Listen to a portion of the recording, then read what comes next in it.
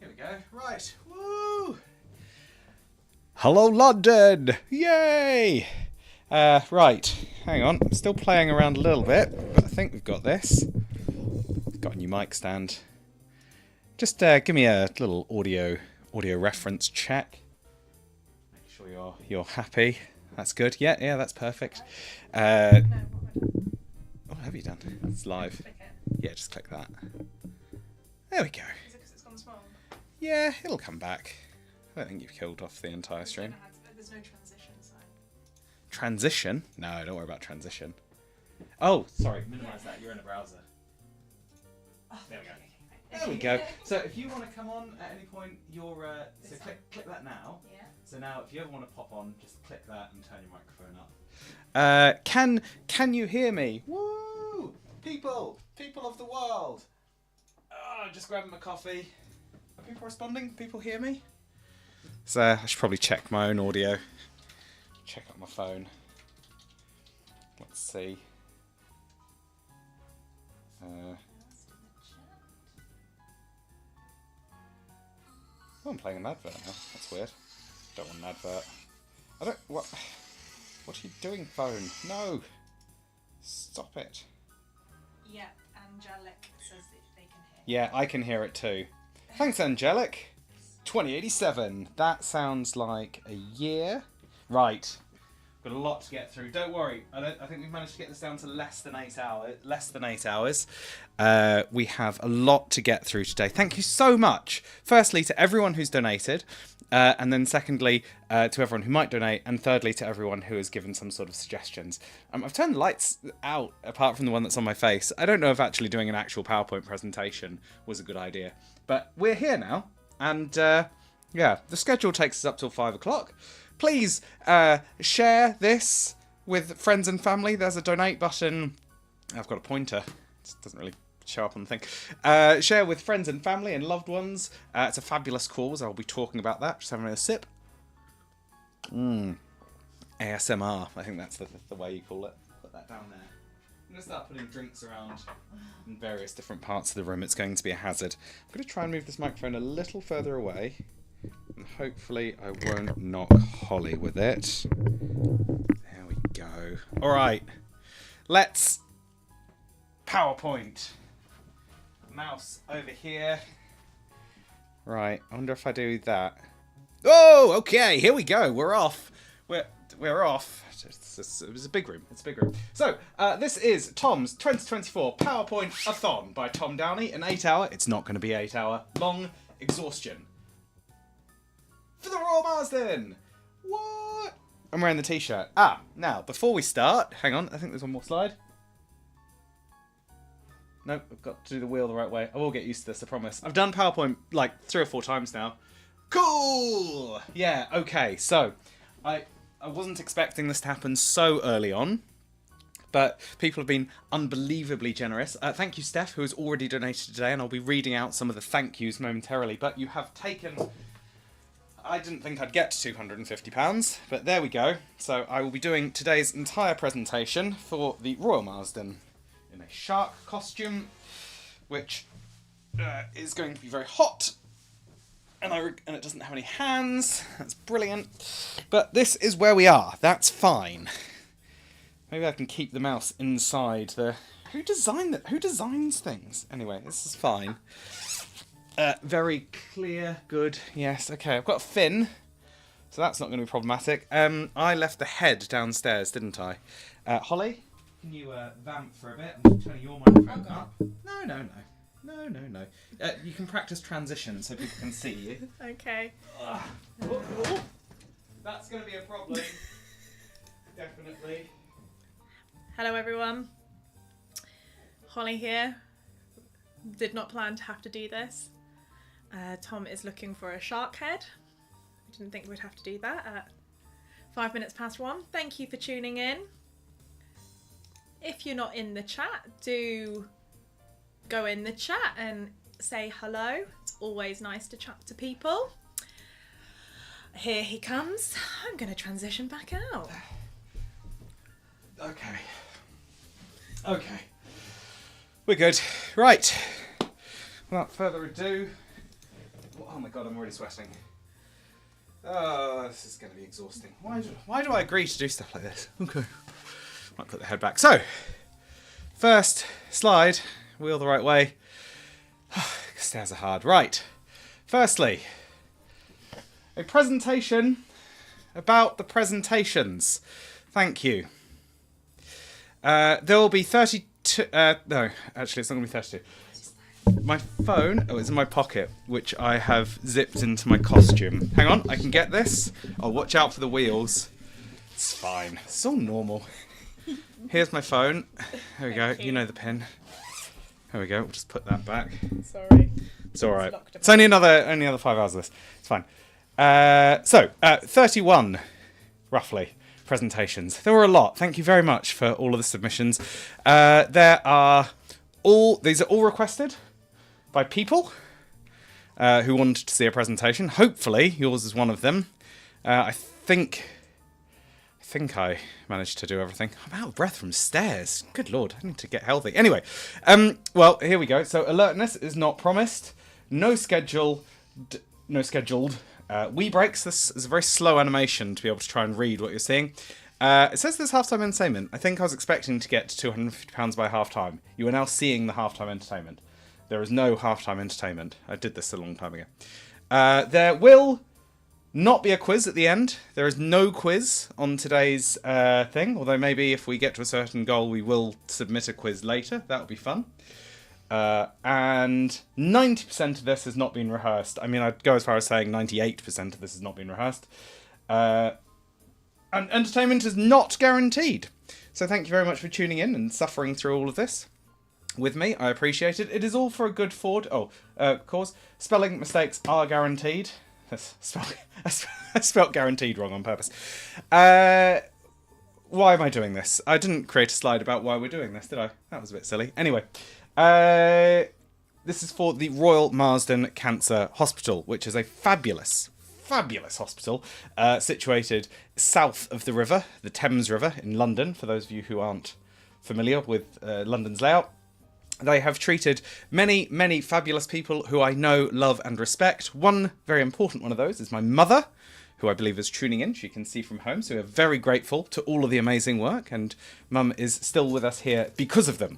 So this feels like a very important charity to fundraise for. I would urge you to donate at various points. There are reasons to donate. I will get on with those. This is a magnetic stick I'm pointing with as well, so should I pick up any pins, that's fine. Anyway, they will roughly be 15 minutes long. They definitely won't be. That was far too optimistic when I wrote this.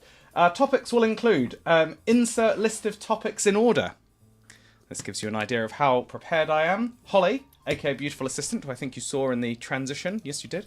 There she is, waving. She will be helping at people when your talk is about to go live. If I'm feeling clever at some point, I might sort of do something clever with making links and tagging. I don't know. Anyway, please don't watch the whole thing. You value your life better than that. It may cause chronic, undiagnosable suffering, which I cannot take responsibility for. Couple of things. Oh, Holly, can you log into Tiltify, please? Mm-hmm.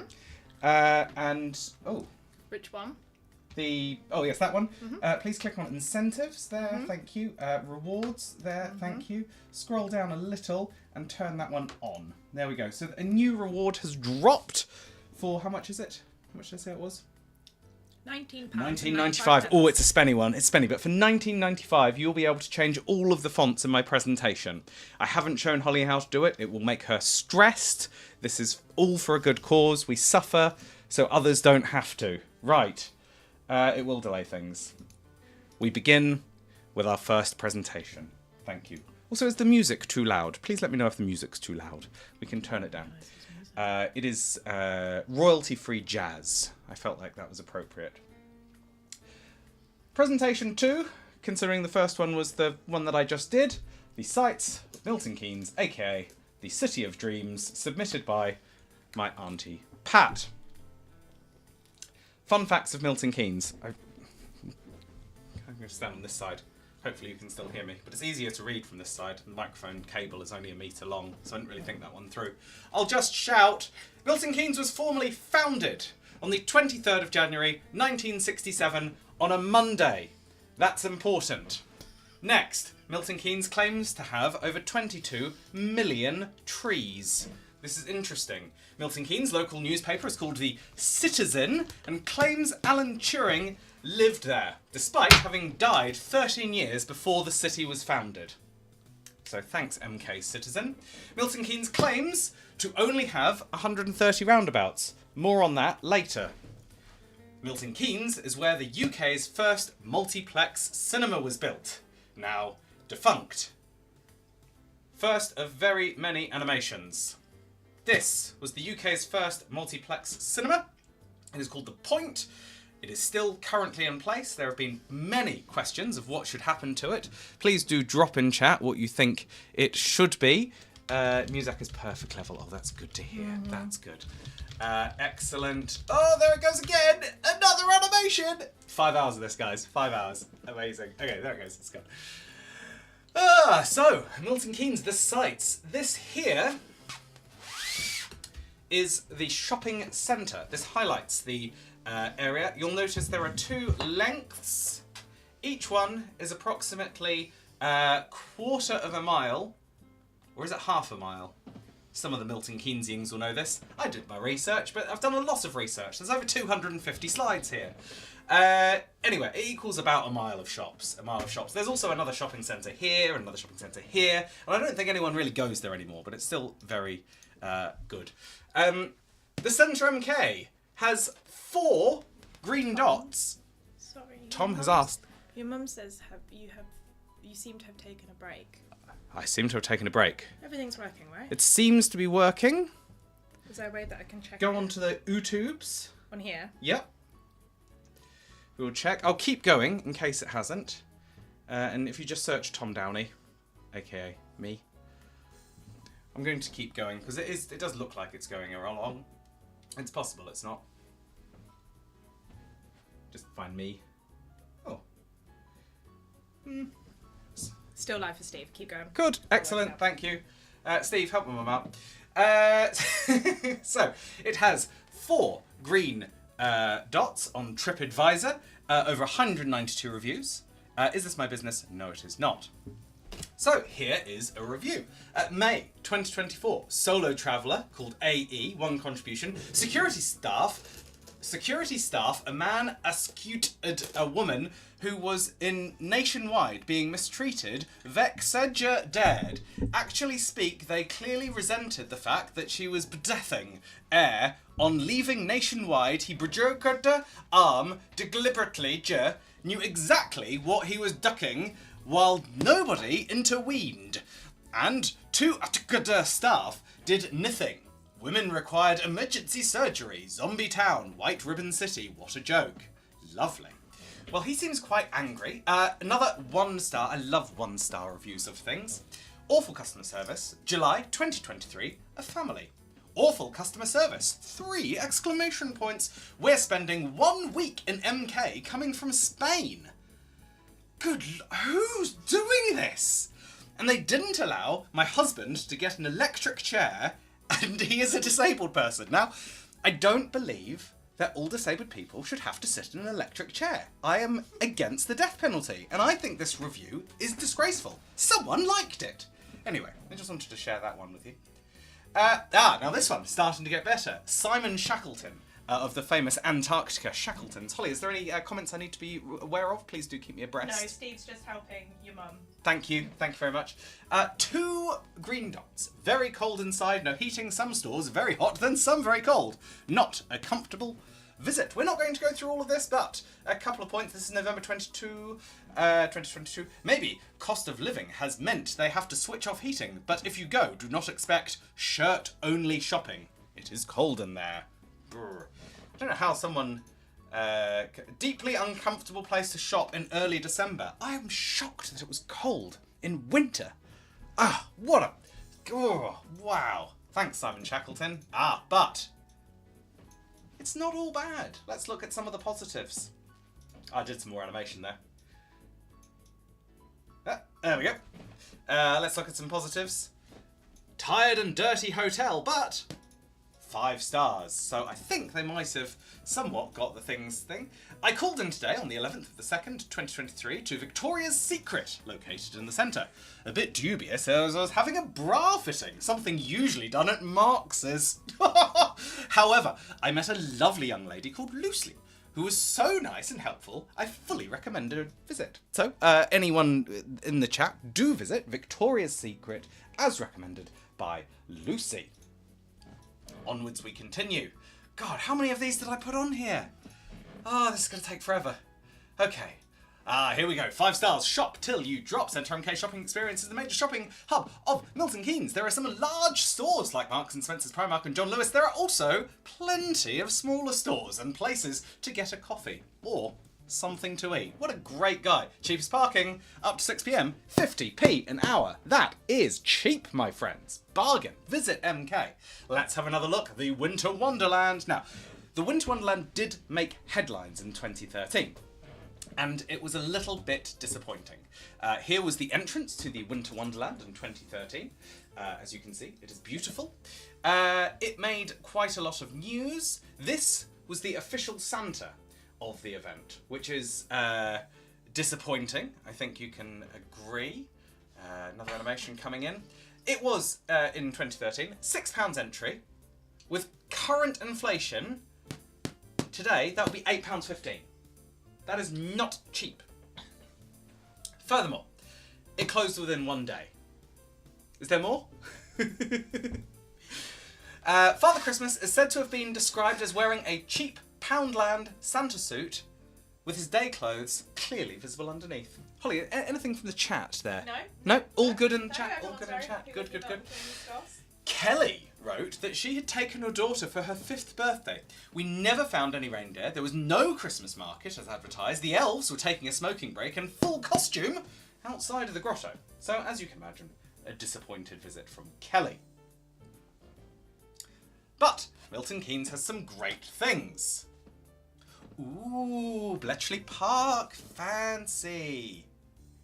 Animation. This is one of my favourite word arts, and it doesn't come back. So I hope you can appreciate it right now. Do enjoy it. It's very, very good. This is the world's first computer. Yes, that's right. Whoa! Animation! You'll realise as the presentations go on that some of my energy levels for making the presentations does dip in and out. This was definitely a highlight. Does it do more? No. That's the end of Milton Keynes. I hope you visit. Thank you very much. Presentation 1. How long was that? How long are we in? It's best to be about 2 hours. 8 minutes. Good lord, is that it? Yeah. Jesus. Okay, we're going to fly through these. Presentation 2. Pardon me. Which mushrooms can give you the poop? Submitted by Nos. We're going to look at some variously poisonous mushrooms. I hope you don't eat any of them. I'm going to have a sip of coffee before I continue. While I do that, you can look at this, which I will talk through. Terrible costume choice. Yum. Good coffee. I ordered a longer cable to arrive, but it hasn't arrived yet, so the microphone will be here instead of here for a while. Anyway. Click. Mushrooms are a type of fungi. They're used in cooking and medicine. Mushrooms are neither a plant nor an animal. They're more closely related to humans than other plants. Now, I thought that was very, very interesting. In ancient Egypt, mushrooms were considered the food of the gods. I know some people would disagree with that. I would not. But today, we are focusing on the mushrooms that give you the poops. I've gone the wrong way again. Right. First one. Jack-o'-lantern, a.k.a. Omophalatus illidenis. I think we'll pronounce that. Bright orange. Often confused with chanterelles, which is a delicious mushroom. I've been told. I've never had one. Causes severe cramps and diarrhea. This is a benefit. Fun fact, it glows in the dark. There you go. Glowing mushrooms. Whoa. Really living in the future. Next one. False Morale. If you have played the card game Fungi, it's a very good card game, you might have come across this one. Interesting dissection as we cut it in half. Looks like a brain, can be deadly. Causes nausea, vomiting, and our good friend diarrhea. Beware, cooking doesn't always remove the toxin, so people will cook and eat these, but you can only eat them when cooked. Please do not eat these raw. Next, didn't do any animations on these ones, that's disappointing. The green-spored Lepiotota chloroflorilium mollibatardis, aka false parasol. Common causes of mushroom poisoning in the US. Symptoms include severe gastrointestinal distress. There are, if you look this particular mushroom up, a shocking number of cases of murders caused by this very mushroom. Also accidental murders, or I don't know what we call that, manslaughter, where people have put them into dishes thinking they'll be lovely and everybody died. So do be careful of the false parasol mushroom. It looks like this. Next. Oh! AKA the vomiter.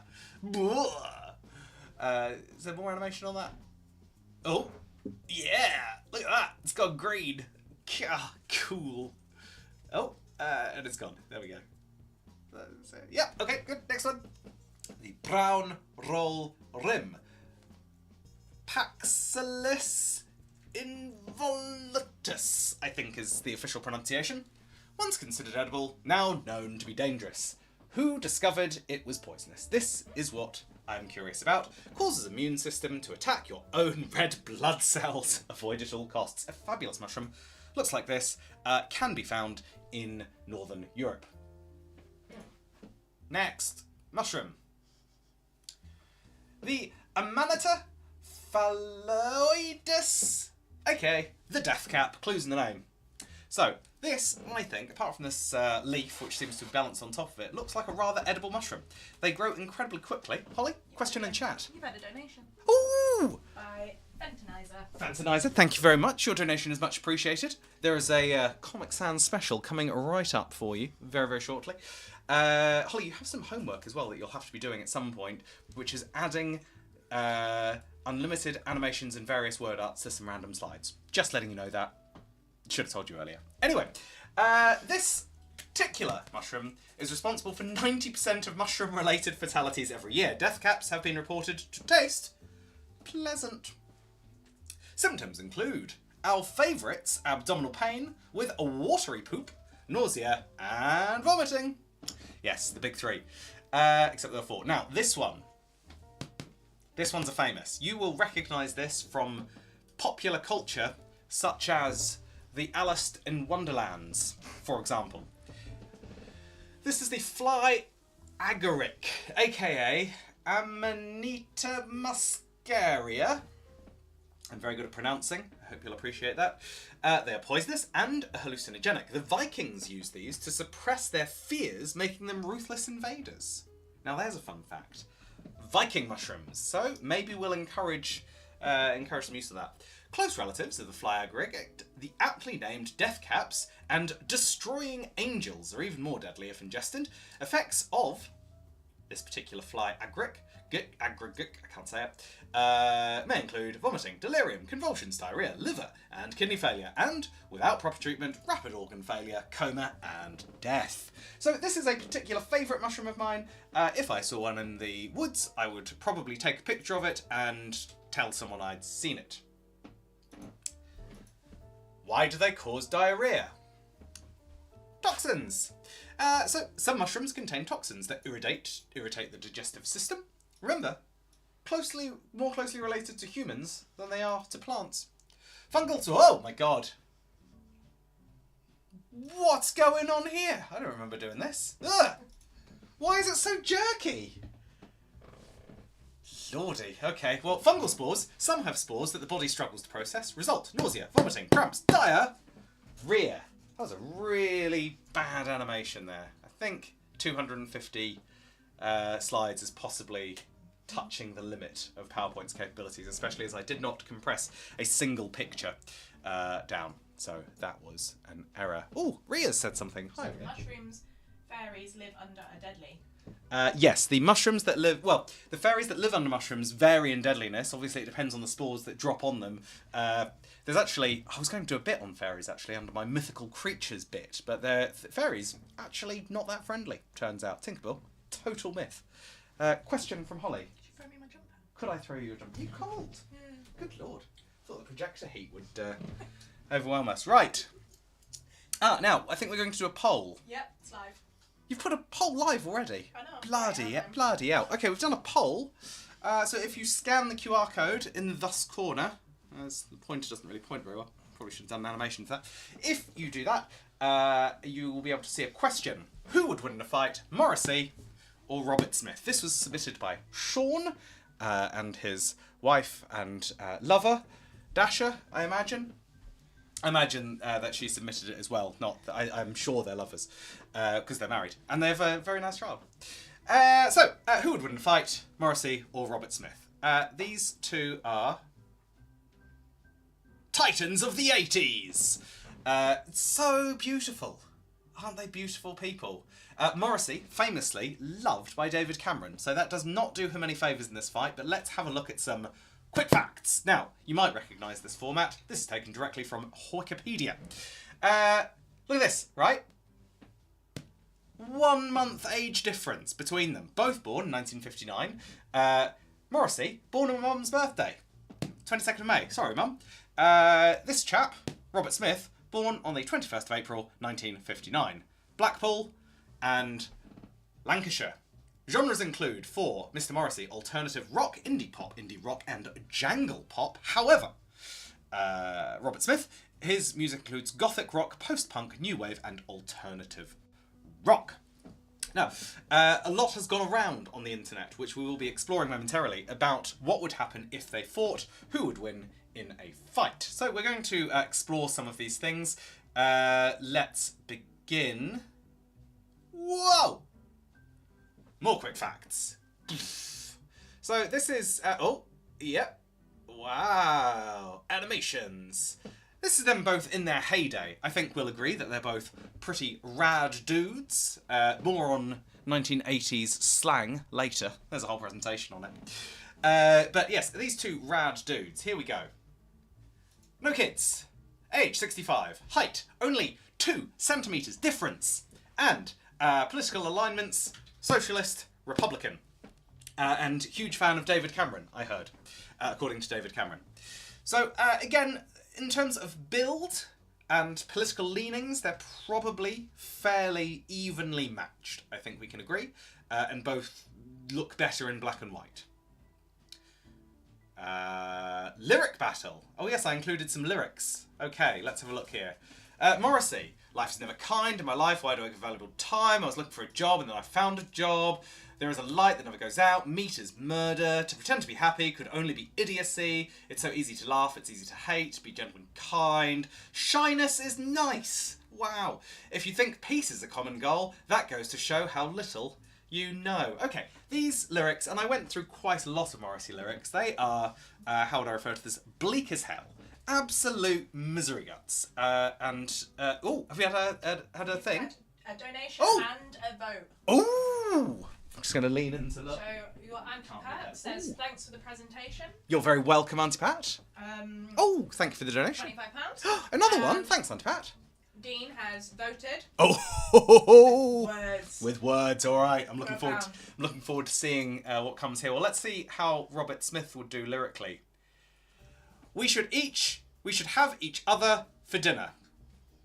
We should have each other with cream. Then curl up by the fire. Get up for a while. It's the grooviest thing. It's the perfect dream. This is, of course, from the song Love Cats. I think in a lyric battle, it depends what you're trying to do. If you were trying to take out the other opponent, I think Morrissey has this somewhat. However, if you're trying to get the audience on your side, I feel like Robert is going to have a better crowd. At least less miserable. We will continue. Here's some facts from Reddit. I say facts. This is things that people on Reddit said. Robert would jump off stage and fight with fascist neo-Nazi punks that were around in the early 80s to show fascists were not welcome at Cure shows. He, aka Robert, mentioned seeing Morrissey at a party or event, and he made a fist to pretend to hit. Morrissey to pretend to hit Morrissey in the arm, and said Morrissey started crying, actually crying. Now these are, obviously, just things that people on Reddit had said, but I think it makes them facts. If I've learned anything from, since basically the Brexit vote, if it's on the internet, it is a fact. Let's keep going. More facts. Robert Smith would absolutely take Morrissey's lunch money. TBF, Moz has that tweaker energy. I don't know what that means. Bob is too sad. Moz would stomp him with flailing arms and feet. I imagine this sort of dance. So tired of this Morrissey versus Robert bullshit. Sorry. These are some more facts. So this has been going on for a while. This is not a new argument, but let's continue anyway. Robert borrowed Morrissey's hairspray one evening, used the whole full can up in one go and handed it back. Never the same after that. Probably, Morrissey asked Robert Smith for an autograph and he refused. I mean, they named their band after Robert Smith, but truthfully, Morrissey is a psychopath and feud has no rational basis. Oh, we've had another vote. Ooh, I'm looking forward to seeing the results. Ria has donated £10. Ria, thank you so much. Oh my god, that's amazing. Thank you. So, who wins? Let's find out. Well, I will tell you something for nothing. Our ears, not our eyes. They are two people that I think now are much better on the radio than on a stage. That is my verdict. We are the losers and they are the winners. Congratulations. Thank you both to Robert Smith and Mr. Morrissey. They seem like fun chaps. Not lyrically, of course, or to be in a room with, but to witness from afar. Presentation over. Next presentation. Oh my god, this one's heavy. Oh, this is a really heavy one. This is the Unification of Italy, submitted by Vicky, researched by Holly, because it was too heavy for me. Going to have a sip of a drink. Keeping hydrated. Hope audio is okay. I'm pretty much shouting. I'm going to lose my voice later. That's fine. Coffee. Thank you very much. Thank you so much for the donations as well. It's sincerely appreciated. I've got this fin. Put it over here. It's sincerely appreciated. We've got lots and lots of presentations to go. You will notice that the presentation number, where it says 5, does not necessarily equate to where it actually is. I numbered them before doing them, and then I moved a whole bunch around. So don't rely too heavily on the numbers. Right. The Unification of Italy. I'm very sorry in advance to any Italians that I upset through incorrect things, stereotyping, or there's a lot that could go wrong here. So deep apologies. Let's begin. What is Italy? Hand gestures is Italy. Fine chefs is Italy. Meat and bread is Italy. Panettone, did I hear? The Fiat Cinquecento is Italy. Fine quality pizza is Italy.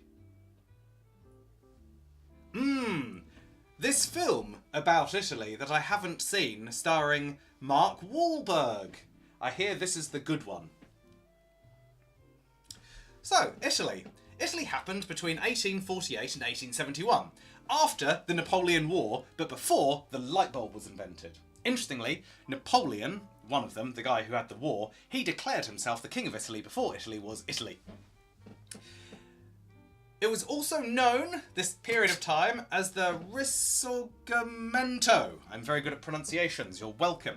The unification process was begun by the revolutions of 1848 and reached completion by 1871 after the capture of Rome, and its designation as the capital of the Kingdom of Italy. Where did Italy come from? Well, these guys, of course. So, who have we got here? We have Mazzini. Whoa! We've got Mazzini. We've got Giuseppe Garibaldi. Boom! We've got King Victor Emmanuel of Italy. Not featured. And we've got Camillo Benso, Count of Cavour. The king... It's disputed. Italians debate whether he was part of the founding. However, he was the first king of Italy. These are the fathers of the unification of Italy, and you'll notice they are the colours of the flag and also the margherita pizza. Basil, mozzarella, tomato paste. Why is it? Oh, I thought the screen was wobbling, but it was another fabulous animation that I've included. Oh, there he is. There's the king. Look at that moustache. Yeah. So this is the first king of Italy, and to be honest, I get it. I really get it. So, let's have a look at the map of Italy prior to unification in 1843. Whoa. Whoa. There it is. So here we go. We have the Kingdom of Lombardy-Veneto. It was part of the Austrian Empire. We have the Kingdom of Sardinia, which has largely become part of France. We've got this big bit here of Italy. We've got Rome, aka the Papal States, and we've got the Sardine Nation, also part of the Sardinia. I don't think that's technically true. There's also Parma ham, Bolognese, and Monopoly. Oh, we've got more. Animated text. The unification of Italy in its simplest terms is a two-step process, gaining the freedom from those bastards in Austria. I'm sorry, Austria, I don't mean that. And 2, uniting the independent states into a single domain. Whoa! Map of Italy prior to the unification. I've done this same animation again, but I think it's supposed to be this is what it looks like now. Why did I do the same? Did I? I've just done the exact same slides. Have I done the? Nope. But I've got new text. Italy celebrates its unification on the 17th of March. Some of the states that have been envisaged as part of the unification process did not join the kingdom until after Italy defeated the Austro-Hungarian Empire in World War I. A lot of Italy was founded by these guys. Secret societies. Let's find out about them. Mazzini's Secret Society, one of the founding fathers of this thing. Well, I've done this font too small. I can't read it on here, and I have to turn around for this. I haven't thought this through very well. The Carbonari, not Carbonara or Carbonaro, or one of the pizzas. Can't remember. Okay, the charcoal burners. Let's have a look at them. Oh, was this one of the animation requests a donation? I just put it on. You did? Ah, excellent. That you know about 8 slides ago, it said the word poo really slowly animated. That was a donation. Thank you very much. So this was their symbol. You can see they've really gone to town on the. They've gone really onto town on the crazies with this one. Lodges opened up around the country and were staunchly against Napoleonic rule. Those bastards, the Napoleons. The group was known as Young Italy, rallied a message of unity around the country. Lots of this might be wrong. Research is very hard. A map of the Kingdom of Italy now. Whoa! Or it. It doesn't fit on the page. So, in 1844, the Bandera brothers from Venice led a failed raid on the Calabrian coast to support Italian unification, but were betrayed and captured. Their execution sparked widespread condemnation and inspired future Italian revolutionary movements. In this context, in 1847, the first public performance of the song Il Canto d'Italia, the Italian national anthem, since 1946, took place. While Italy was Italy, before that constitution, it was a constitutional monarchy, and Emmanuel II of Sardinia was proclaimed the King of Italy until June 2nd, 1946, when civil discontent led to an institutional referendum to abandon the monarchy and form the modern Italian Republic. Lovely. Fun fact, Italy is not upside down New Zealand. I just think that's very important to note. Not the same place, although they are roughly exact antipodes of each other. Okay. How long have we been going, Holly? Must be an hour in now. What time is it? 38 minutes. 38 minutes. All right, we'll do another one. You're on time, though. Am I? All right, sweet. Dean, Kieran, this one is for you. Both requested the font Comic Sans. Can I say you both have excellent taste. I'm going to have a sip of my drink before I continue. I hear that coffee makes you more dehydrated, so perhaps I should have chosen a different fluid. But it's so yummy. Please keep me abreast of any chat situations I'm missing out on as well, because I'm not doing a good job of reading them. Any hot gossip? Right, Comic Sans, a font for the ages. Comic Sans, there should be a movie on this. I got quite invested in the story behind it. It goes on a lot. It starts with this guy, Vincent.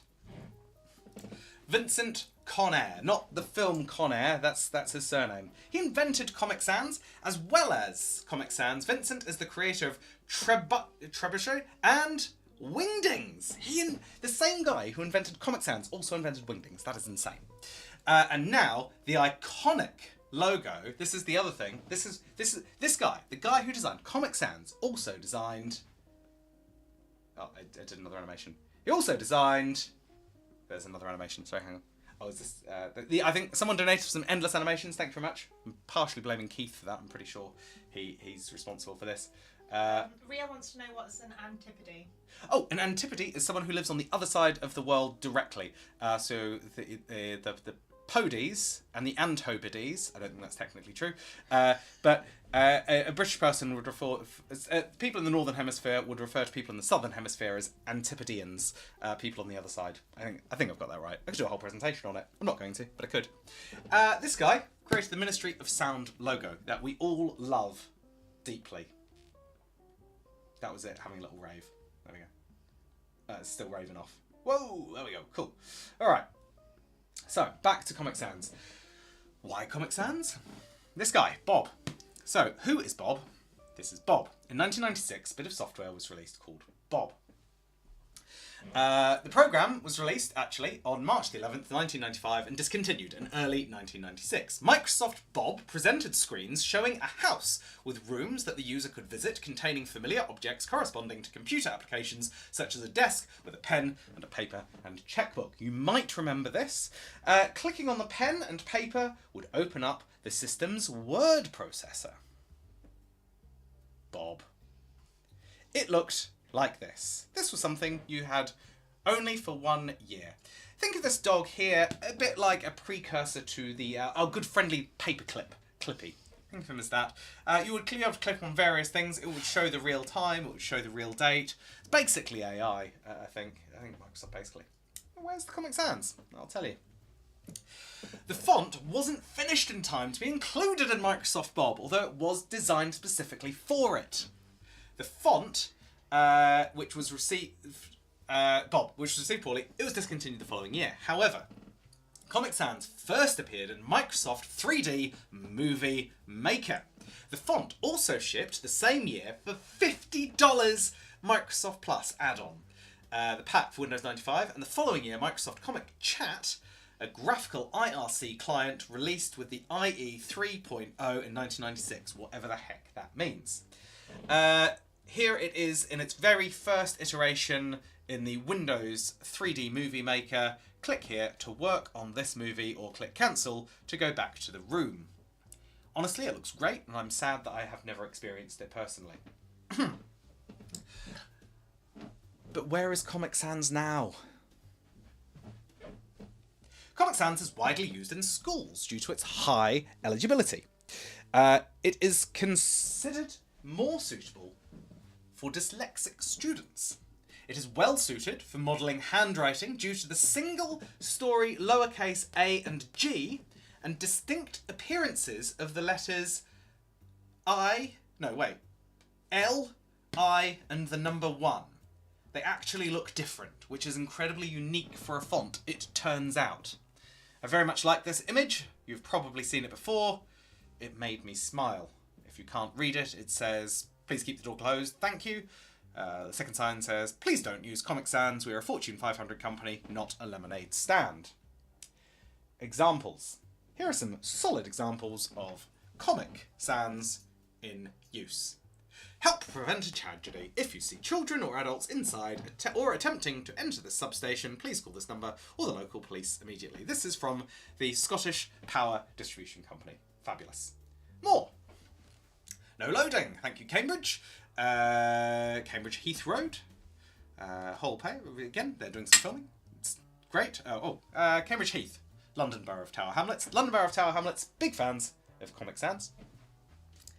Police appeal for information. The murder of Simon Bampton in 2008. The police like Comic Sans. It's a great way to get people to tell you if there's been a murder. This one. Funeral service in progress. Thank you. To keep quiet and respect this place. The staff asked you to go through the street. Thank you. The staff is asked to go through the terrible grammar. Bobo's made a donation. Someone's made a donation? Who's Bobo. made Bobo? The bunny? Ah, Bobo, you shouldn't have. Thank you, Bobo. It's appreciated. Thank you very much. Thank you, Bobo. Is that when people donate? Is a little thing going off? Oh, I haven't noticed. I did put it on. I'll keep an eye out. Okay, cool. I did try and make it flag. I can't move. But... Violent Crime Reduction Act. Guns. Yeah, it's there. Oh, good. Excellent. Good.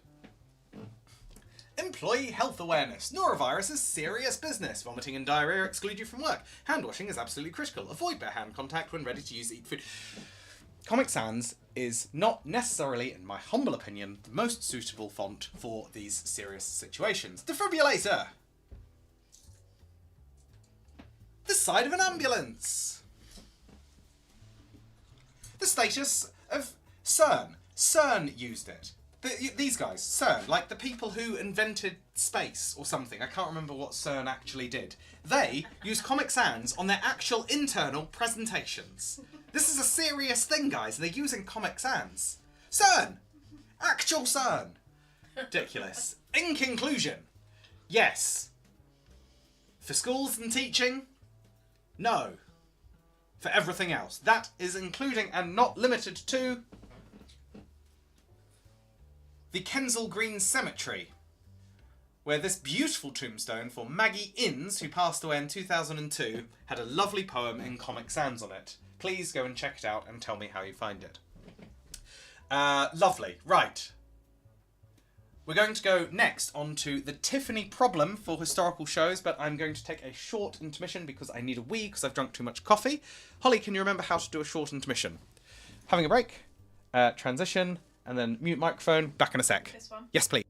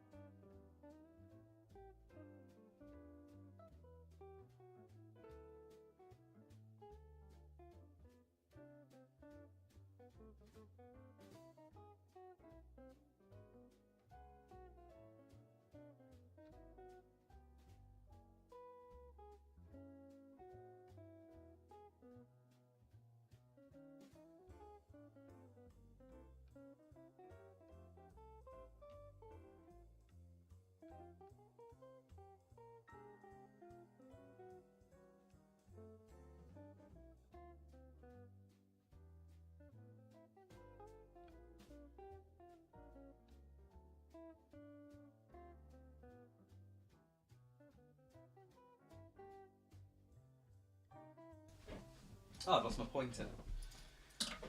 Right.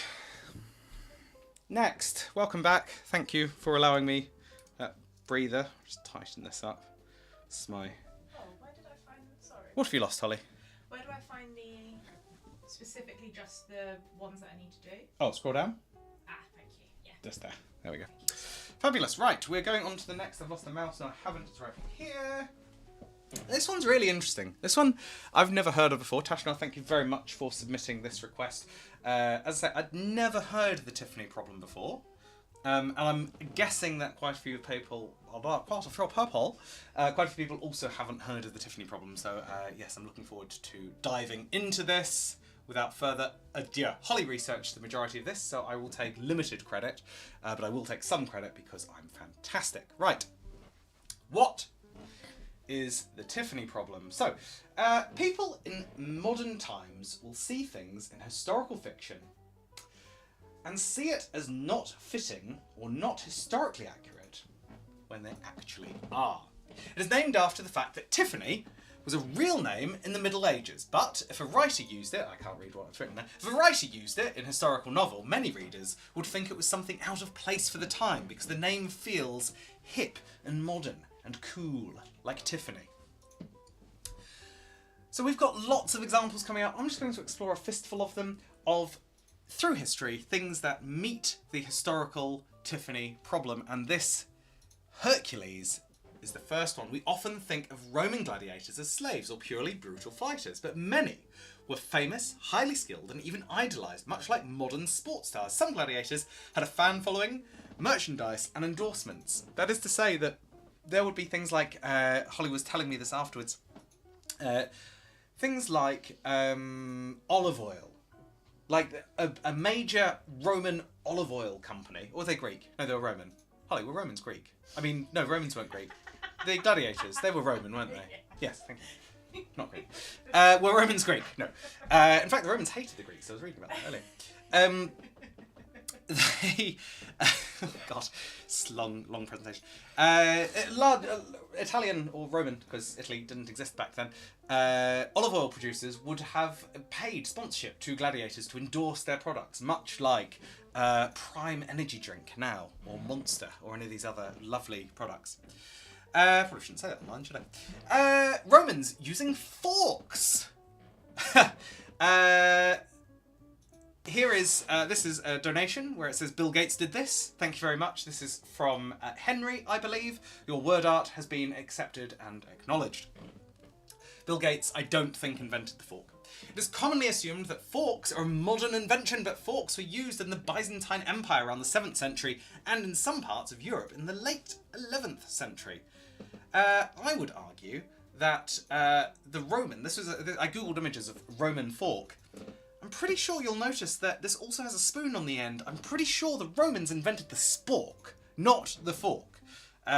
Or perhaps it was always originally both, and someone else thought we should split them into two different utensils, and actually the word fork is derived from the word spork, and the word spoon is derived from the word spork, and not the other way round.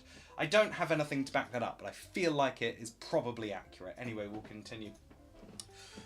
Vikings and hygiene. They were, turns out, clean bunch. Like this guy here. Look at those eyes, he's looking right into your soul. Vikings are often depicted as dirty, rugged warriors in popular culture, but historical evidence suggests that they were actually quite clean and groomed compared to the others of their time, from bathing weekly. Although we did learn from a previous presentation, they also got high off mushrooms to kill a bunch of people. So, you know, not all great. But they were clean. The existence of highway rest stops in ancient Rome? Bloody hell. The Roman Empire had a motto garage, or something similar. Extensive networks of well-maintained roads and inns where travellers, you'll know Roman roads, certainly around the UK and across Europe, the very straight long roads. The A1 is a great example of a Roman road, so is the A10. There are others. Where travellers could rest, they're essentially ancient equivalent of modern highway rest stops. Many might think travel in ancient times was treacherous or unorganised, but the Romans had advanced infrastructure for road travel. We'll learn more about the Romans later. Animation, here is a Roman, and here he is going to the service station. Wristwatches, World War II. You might think of a wristwatch as a common new thing, but no, they've been around since World War I. Don't know why I wrote 2 there. That's a typo. I did promise that there would be mistakes. Modern conveniences, but soldiers in World War I popularised them. Before the war, watches were mainly pocket watches, but trench warfare made wristwatches. Wristwatches, more practical, so you can tell the time at the same time as, you know, charge and grenades, etc. This is a World War I wristwatch. Right, Holly? Yeah, sorry. Good. Oh, there's more! Medieval peasants. Kieran's waving. Hi, Kieran. I hope you enjoyed the Comic Sans one. You've already had your presentation. No, but you've got another one. Oh my god. Your bins one, your bins presentation, I'm sorry to detract, your bloody hell. It's coming up, don't worry. Stay tuned. Anyway, medieval peasants worked less than modern workers. Turns out, you know, when people are like, oh, back in the day, no, they were ruddy, lazy people. Work shy, I heard the peasants were. Here, there are some examples. Look at these guys. They're just sitting around eating. This one, drinking. This guy, getting a horse to do all the work. Lazy sod. And this guy's just playing bows and arrows. And this person's just a bit sad. Bit of a sad person. This guy, that's not how you cut bread. But anyway. Good examples of things. Oh, that's bright.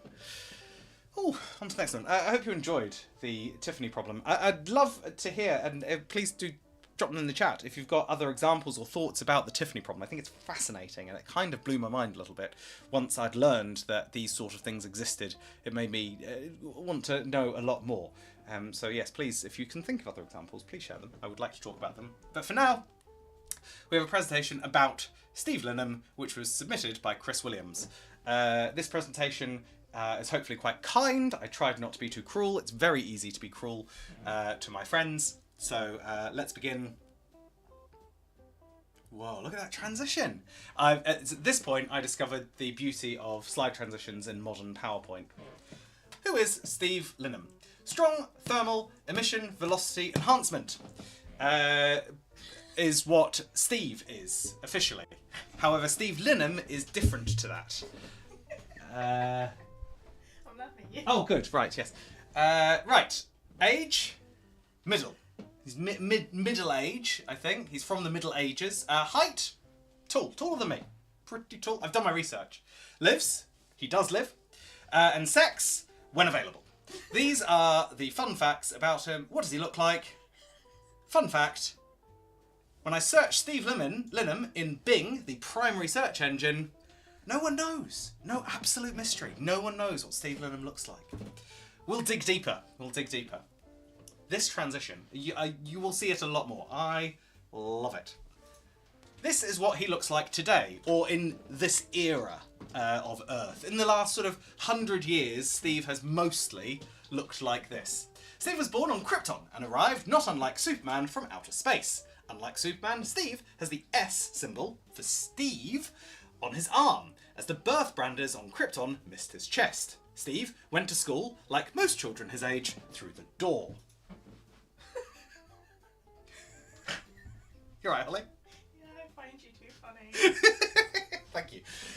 Here is some examples of Steve. I forgot the E occasionally, it's a common typo. Here is the S tattoo I found on his Facebook, so this has public visible rights or something. This one is not on Facebook. I don't think he'd have approved of me submitting it. I did think he looked a little like Boris Johnson. I purposely didn't find any comparisons. Steve always supported controversial sport teams. The Englands, never heard of them. Steve is not Superman. Oh, and I'm using the slide transition again because I'm a fan of it. Steve likes fashion. He once had a mint condition copy of Star Wars Monopoly, and it was ruined by me. He has never let me forget that, but he is still a fan of Monopoly. More on Monopoly later.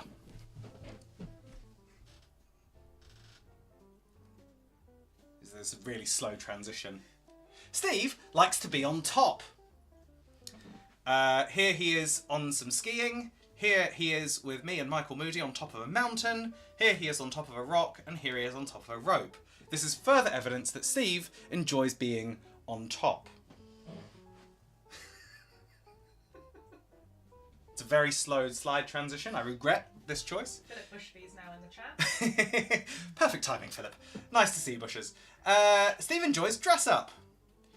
Here he is looking very smart. He enjoys various forms of fancy dress. Oh, is that it? Okay, I only included 3 pictures. There's lots more. They're probably not safe for the internet, though. Steve enjoys a dance. Here he is dancing. Looking very cool. At Piran's wedding, no less, if memory serves. This looks like a Reading festival type thing. This was a why not. Clearly a very good dancer. Steve likes sports. Big fan of sports. Here he is losing at mini-golf to me.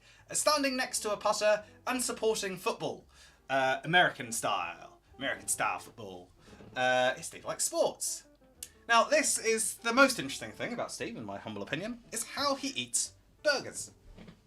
This would be a typical Steve burger choice. I don't know if it would necessarily include the mushroom and leaves, possibly not the gherkin, but definitely from Five Guys. Steve likes Five Guys.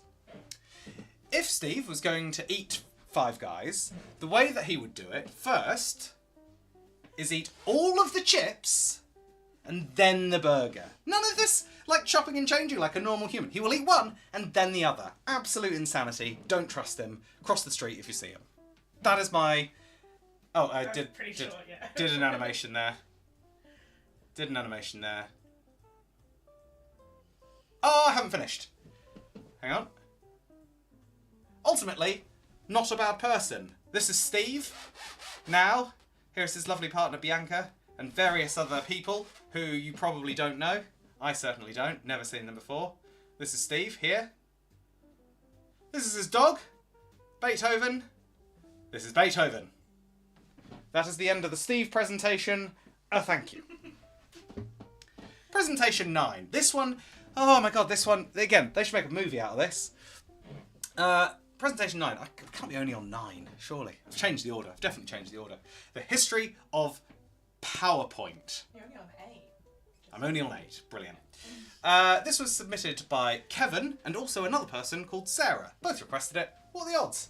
Turns out, very interesting, and I'm glad they did. Thank you very much. Here we go. While we're doing this, if anyone needs to donate, the link is in the corner. Right.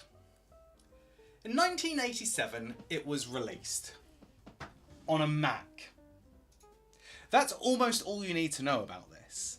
Microsoft's PowerPoint is not from Microsoft. It was originally designed for the Macintosh computer, which some people may have thought of as Apple. You'll notice here it was designed by Forethought. Clever name. By Dennis Austin, Tom Rudkin, and very importantly, Bob Gaskins. We're going to learn more about Bob Gaskins very shortly. He's interesting. But, important note, it's here. Apple. Forethought. I actually had the forethought to animate this beforehand. I didn't need the pointer. Forethought, not Microsoft. I really hammered home this point. Well, at least... Oh, there's more. Oh, just another arrow. Oh, and another... more arrows. Wow, I made this like a month ago. Right, here we go. If we look at Microsoft PowerPoint on Wikipedia. Yes, Forethought, not Microsoft. Initially for Macintosh computers only, but importantly, Microsoft acquired PowerPoint for about $14 million 3 months after it appeared. This, and to this day, this was Microsoft's first significant acquisition. And Microsoft set up a new business unit for PowerPoint in Silicon Valley, where Forethought had been located. Now, this is really interesting. Did I include it? Because if not, I will talk about it. I'm going rewind because this is interesting. So Microsoft's PowerPoint still, to this day, takes up 95% of the presentation market, which is incredible considering how many other things have sort of come and gone. Beautiful tools like Canva and Google Slides, for example, exist. But no, Microsoft PowerPoint still the absolute market leader. It is also Microsoft's most successful tool it's ever had, and still to this day, they didn't create it. It was designed for a Mac. Also, Bill Gates wasn't a fan. He didn't want to invest in it, but the shareholders at the time of Microsoft insisted that he bought it, and good job, people who aren't Bill Gates, because you saved Microsoft. I'm sure the shareholders now are very grateful. So, who created PowerPoint? This is a nice bit of word art here. I used the cork effect to outline this with a sort of a pastel blue and with a maroon shadowing. I've kept this yellow to blue crossfade background pretty much throughout. It drops a few times, but I just thought I'd highlight that. And I animated some exits.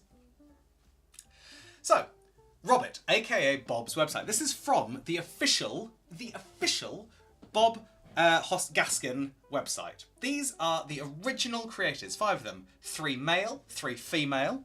Interesting.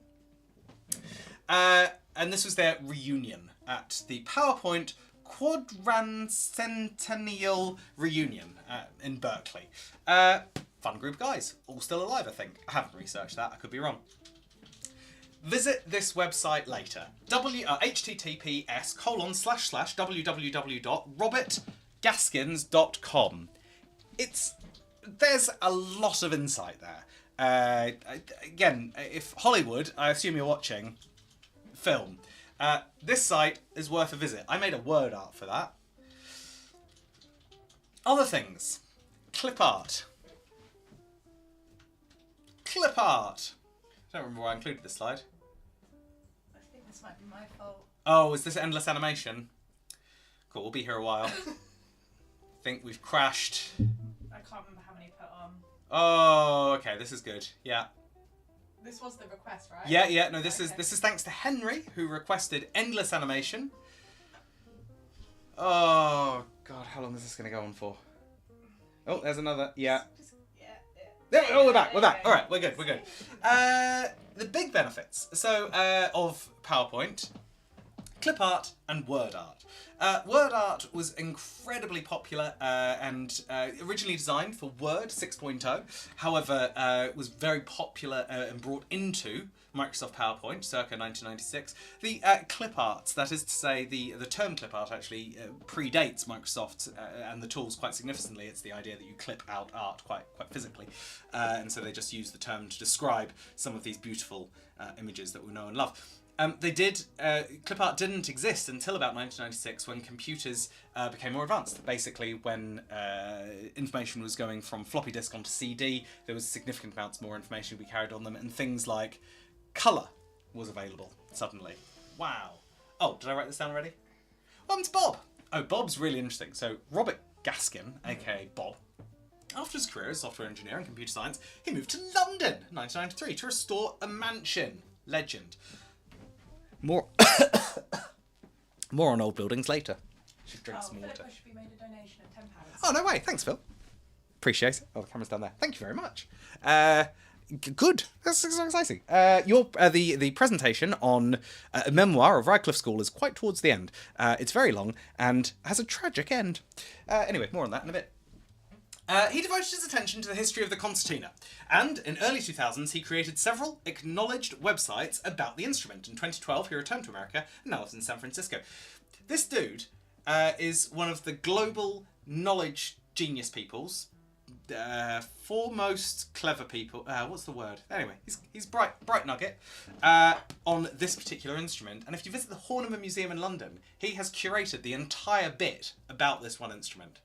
He's also released a book called Sweating Bullets, Notes on Inventing PowerPoint, which is available at some bookshops, not the good ones. Whew, okay, that's PowerPoint done. There's a lot, I could have gone on for that I could have done like 5 hours on PowerPoint. It's fascinating, absolutely fascinating. But I'm going to have a sip of drink, and then we're going to talk about my personal top 5 mythical creatures, as requested by Katie Graywood. Do you you want to do the scheduled break, or are you going to skip? Oh, is this one I'd scheduled a break for? Yeah. I think because I had a wee moment ago, I think we'll keep... What time is it now? It's now 14:11. 10 minutes past 4:02. Coffee's gone cold. Let's carry on till 1:30. I reckon I've got a bit more in me. Then that's going well. How's the fundraising total? 400. What's that number? What's that number? Hang on. 487, is that? Ludicrously high number. 467 and £75. Thank you so much for this incredible total. I'm quite enamoured. I will just say a quick bit. Thank you so much for tuning in, for requesting PowerPoint presentations, making my life a small amount of hell and adding stress to it, but it was my own doing, so I take most responsibility for it. But thank you for donating and supporting this amazing charity, the Royal Marsden, which I'm wearing. I don't know if that comes up. I'm wearing the no, I should walk backwards, up. Maybe if I jump a bit, nothing above me is there. There we go. Royal Marsden. They have taken incredibly good care of some wonderful people who, whenever they get cancer, my mum being one of them, and some excellent, truly excellent other people. And I'm very, very glad this charity exists. And that's why I'm doing this presentation, is because I think they are awesome. The surgical team there are amazing. I've met quite a few of them, and the attention to detail, the patience they have with the stupid questions I bring to the table. My God, they're fantastic. So yes, please do continue to support them. There will be more reasons to donate. I know we have another poll coming up later once we've decided. I think is the poll still live on who would win in a fight? The poll is still live on who would win in a fight, Morrissey or Robert Smith. There will be another poll, who is the greatest rock star of all time, later, in Tom's opinion. So you can vote on that. Anyway, for now, we're going to go to the top 5 mythical creatures. But in order to do that, nope, I didn't include a slide defining what a mythical creature is, because why would I? I went straight in with a griffin. Legendary creature, body of a tail, the body, tail and back legs of a lion, head, wings of an eagle, talons on front legs. Stupid. Absolutely stupid. Which moron thought this was a good idea to create as an animal? Absolutely ridiculous. It says here a pineapple. That's not a pineapple. It may be a pine cone. This wild bug. The griffin really annoys me as an animal. This is what. So I don't actually include this in my top 5. This is actually only a top 4, and I'm annoyed that we featured this. Instead, we'll go straight over to Peru, with the Mookie. This guy lives in caves. He's pretty scary. He's a goblin-like creature in the mythology of the Central Andes in Bolivia, Peru, Ecuador, and Colombia. He is known to be a miner, and his existence constrained to underground spaces. The Mookie lives inside mines. Bloody terrifying. But also, in my mind, I don't think we've been mining for that long. I might be wrong, but it doesn't feel like, I don't know, maybe we have, but it feels like quite a modern thing to be scared of. Big fangs, pointy ears, fancy hair. I am a fan of this guy. I would, we'd hang out. If we were out drinking, I think we would probably vodka Red Bulls. Right. Next, the Krasui. This is a nocturnal female spirit of Southeast Asian folklore, predominantly Thailand, if you're interested. It manifests as a floating, disembodied head of a woman, usually young and beautiful. Example. Whoa! Yes, people like to believe that this is just wandering around, doing its own thing. Not a huge amount to say on it, but it does have a stomach, so it's clearly going to eat you. Reasons why I like this? None at all. Very creepy, and Googling it proved some really weird. I might need to clear my search history. Right, this is the slide that I was supposed to open with. Obviously, I have practiced this. What is a mythical creature? Not human. Been believed in at some point in time, maybe, and avoiding most religions, I think, except for one. I wrote this tired. What am I saying here? So I've highlighted what a mythical creature is and what I personally think of as a mythical creature, and I I've tried to avoid religion because otherwise you're going to be like, oh, it's... well, I'm not going to name any, but I don't want to offend. So, thank you to the Greywoods who donated. You get a bit of animation. And it changes colour as well. That's very good. And it spins. That's excellent. And it spins the other way and disappears. I think there's more than one of those as well. Thank you very much for your donation. You have littered my PowerPoint presentation. I like the Minotaur. I think he's a cool dude. Sorry for the internet, for the crude imagery here. We will skip over that fairly quickly. But the Minotaur is a legendary being with the head of a bull, body of a man, distinctive hybrid appearance, makes it a captivating figure for mythology.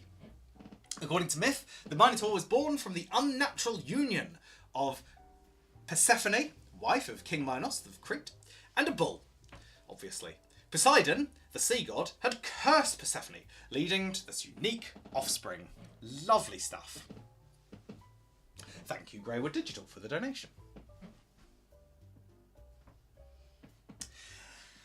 The Minotaur resided within a labyrinth, a complex maze-like structure built by a skilled craftsman, Daedalus. King Minos ordered its construction to confine and imprison the fearsome creature. It's also, as per this animation or drawing here, used a lot in the nerd game Dungeons and Dragons. I want to start clicking. Oh. Are we about to... Ah! Oh! Oh, he's gone. Click again. Oh. Go again. Oh. Uh-oh. I don't think SharePoint likes the... You clicking? I am, yeah. What about now? Oh. Okay, cool. Thanks for breaking PowerPoint. Donations are appreciated. Please continue to destroy my presentation. It's great. The Minotaur was infamous for its appetite for human flesh. As a form of appeasement, young Athenian men and women were sent as sacrifices to prevent the Minotaur from wreaking havoc in the kingdom. Theseus, a courageous hero from Athens, volunteered to face the Minotaur. Guided by Ariadne's thread, he navigated the winding passages of a labyrinth, which is silly, actually. Let's just pause this description for a second, because a labyrinth only has one way. A maze has multiple ways. A labyrinth only has one path. Am I right in saying that? 90% sure I'm right in saying that. This is badly written. I did copy it directly from a website. And no, I did not use AI. You're welcome. I mean, I did other parts, but not this bit. And successfully defeated the creature, liberating his people from their terrifying fate. So there's one. So we've done... I can't remember how we've done that. Anyway, this is my personal favourite mythical creature of all time, the flying spaghetti monster. It's incredibly interesting, and as you can see, the flying spaghetti monster, aka the FSM, emerged in 2005 as a satirical response to debates about teaching intelligent design to stupid people. Sorry, to American public schools. Bobby Henderson, a physics graduate, penned a letter to the Kansas Board of Education suggesting that if they taught intelligent design, they should also consider the alternative theory that the universe was created by a flying spaghetti monster. The FSM boasts two large meatballs flanking its noodly body, with centrally located eye stalks at its cosmic pasta dish with a side of absurdity. Pastafarians, who are the followers, often depict the FSM in artwork, cuddly toys, and even pirate regalia. Yes, pirates play a role. More on that shortly. The Gospel and Noodly appendage. Bobby Henderson expanded on the FSM's lore in The Gospel of the Flying Spaghetti Monster from 2006. According to this holy text, the FSM intentionally makes the world appear older than it is. Whenever scientists measure an artifact's age, say through carbon dating, the FSM playfully tweaks the results and with his noodly appendage. Gravity, that's just the FSM gently pushing down on us. Thank you, Greywood Digital, for your amazing donation. Yes, you've really outdone yourself here, Keith. Thank you. Keeps on going. Keeps on going. There we go. More on the FSM. Pastafarians hold that pirates were the first believers. Why? Well, correlation equals causation. As the numbers of pirates declined since the 1800s, global warming supposedly increased. Hence the SFM's divine message, more pirates, less climate change. Dressing like a pirate is encouraged. Fridays are the Pastafarian Sabbath, and late December marks the holiday. Lastly, some of the rules. I'd really rather you didn't. This is the FSM's moral code. It's refreshingly laid back and consists of 8 really rather you didn't. These include gems like, I'd really rather you didn't build multi-million-dollar churches. I'd really rather you didn't go around telling people I talk to you. In other words, be chill, avoid dogma, and enjoy your pasta. End of presentation. Thank you. Oh, we're going on to a good one. Rachel and Paula. This one was both suggested by you in various different languages, but not languages per se, ways, but I thought it was a summary, history of board games. All of my research for this particular one I got from The Full History of Board Games from 5000 BC to now by Peter Attier, Medium. This is where I got all my info, so I'd like to thank that website. I'm going to have a sipple of water. I know this is mine, I know I've got another glass, but we'll just go for 2 glasses simultaneously. I wonder how that looks in the light. Ooh, pretty. Okay. And I'm also going to have a sticky sweet. Sugar. Okay. Okay, we're good. Not too close to the microphone, Tom.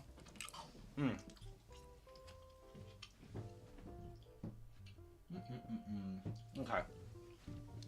Oh, very sticky. I regret eating this one as well. I regret today. Not fine. God, this is taking forever. Fruit pastels, am I right?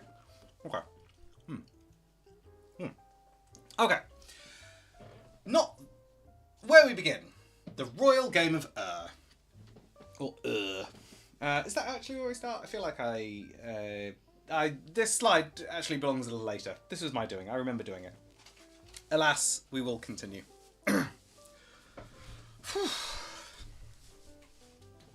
Right. Bright. Really should have chosen a different colour than white. So, what is a board game? I needed help from Wikipedia to answer this one because I don't know. Board games are tabletop games that typically use pieces. These pieces are moved or placed on a pre-marked game board or playing surface and often include elements of a table, a card, role-playing and miniatures games as well. Thank you, Wikipedia. How long have board games been around? Egypt. So, board games became popular amongst the pharaohs in ancient... this is actually really interesting. So, no spoilers, but this is really, really interesting. The Royal Game of Ur, I hope I did write about it, because I think I got a little bit carried away. Anyway, the game has been found to pre-dynastic and first dynasty burials. Senet is featured in several illustrations from ancient Egypt tombs. By the time of the New Kingdom in Egypt, so sort of 1000 BC-ish, it's become a kind of talisman for the journey of the dead. So you can see here, ancient Egypt person, chess, not chess. I don't know what those are supposed to be. Anyway, what's quite interesting, basically, and to summarise the coming slides. No, Tom, read the slides. Don't summarise yet. Summarise at the end. Okay, I will. Whoa. Okay, another game. Mihen. Beautiful board. Stone board. Bone lion. Words. The sun cult envisaged the god Mihan as a huge serpent who wrapped the sun god Re in its coils. The game board itself mimics this. So this is a snake, a spiraled snake. You can see. This is the board. While no rules for Mihan have ever been discovered, a similar Arab game, known as the hyena game, shared several characteristics. Players begin with 6 marbles and 1 lion. I hope I included the bit. It's alright, I'll talk about it. Another game, this is largely acknowledged as the first ever documented board game, is the Royal Game of Ur, U-R. It's discovered around 4,000 years ago and played by the ancient Mesopotamians. It's believed to be the world's first strategic board game. Now, there's a really interesting difference between strategic board games and luck-based board games. Typically, children never played board games. They were not designed for children until much, much later. But games like this were intrinsically linked to religion and the way that we run our lives, we function as people. I haven't included it, I don't think, so I'm going to just talk about it, actually. So, wait, did I just say it? No. So with non-strategic games, so like this one here, Mihan, it's largely luck-based. Do I know how to play it? No, because no one does. I did say that. But depending on how you performed during a game, during the board game, would depend on how the gods see you, how you're favoured by the gods. So it was actually, godliness next to board gameliness, you could say. It was a really, really important part. The strategic ones, less so. But the luck-based ones, a bit like tarot cards now, about the sort of the drawing and seeing what you're going to get, or the luck of the dice and that sort of stuff, all stems from a really, really long time ago. Backgammon, interestingly. Now, I didn't realise this at all. Roughly 2000 BC. Board game popular during the time of the Roman Empire. How many times have you thought about the Roman Empire today? Roughly translates as game of 12 markings. The popularity of backgammon surged in the mid-1960s, in part due to the charisma of the Prince Alexis Oblonsky, who became known as the father of modern backgammon. He co-founded the International Backgammon Association, which published a set of official rules. That is not him. That is an artist's impression of someone playing backgammon from old times. Chess, or Taffel. Taffel games and the birth of chess. Taffel games are a family of ancient Germanic and Celtic strategy board games played on checkerboard with two armies of uneven numbers. So similar design, but you'll notice that the white pieces are in the middle and the dark pieces are around the outside. Taffel spread everywhere. Vikings loved it. Travel included Iceland, Britain, Ireland, Lapland. Several iterations of the game were played across much of Northern Europe, but it is presumed Taffel branched off into an iteration called Chaturanga. Chaturanga is an ancient Indian strategy game developed in the Gupta Empire, India, around the 6th century AD, aka 600 years after JC lost it. Soon after, the game was turned into its European variant chess, which is played on the same 8x8 tile board. The earliest evidence of a chess is found in the Sasand, Persia, around 600 AD. It is theorised Muslim traders came to European seaports with ornamental chess kings as curios before they brought the game of chess. Now, what I find fascinating about this theory, and obviously it is a theory, is that the game originally started Germanic Celtic, popped on over to India. They were like, hang on a sec, I can make this better. They tweaked it, sent it back, marketed it to us, makes us look like fools. Genius. Anyway. You've received 2 donations. 2 donations? Bloody hell. When did they come in? Just now, so you've had an anonymous one. Oh, thank you very much. Thank you for the anonymous donation. Oh. There we go. Anonymous. Reward, change all the fonts. Oh, we're going to change all the fonts. Finally. Donation from Katie. Katie! £50. Thank you, oh my God. Thank you so much. That's an extraordinary donation. This is very, very kind. Thank you so much. I can't stress how appreciative I am. And oh my God. Change all the fonts. I've changed all the fonts. Bloody hell, have we gone over £500? We have, yes. Flippin'. We've reached our... Why is that not updated? I don't know. It's really annoying. Good Lord. Thank you so much. Yeah, Ah. 137 Wow. fonts. Maybe we should increase the... What time is it? Still got more things to do. Maybe we'll increase it to 750. Is that outrageous? We might increase it. Yeah, fundraisers, baby. Yes, I should probably do a donation as well. All right, okay. This is what chess is now. This is how we, as the general populace, now know chess. This is the common form of chess, of course, with Mickey Mouse versus Donald Duck, famously. The first evidence of Mancala, again, another fabulous ancient board game, 700 AD, a little bit later than chess, guys, a little bit after chess. This family of board games, so there's a whole different type of style, played around the world and referred to as sewing games, S-O-W, not S-E-W, or count and capture games. This is a fabulous game. I thoroughly recommend. There's many examples of it online that you can play if you're not familiar with it before. The earliest evidence of the game are fragments of pottery board and several rock cuts found in Ascomite areas in Matara in Eritrea and Yeha in Ethiopia. Yeha! They're dated by archaeologists to between the 6th and 7th century. Playful guys, those Eritreans. Playful guys. Now, fast forwarding about 2 millennia now to the early 1900s by a game invented by Lizzie Magie, a woman. Yes, they're allowed to invent things now. This was invented, it's one of America's very first board games. And Lizzie was one of the very first board game designers. It's called the Landlord's Game. It's quite interesting. You'll sort of see they've got they've got to go to jail. You've got like a place where you start, where you collect some money. Very interesting layout.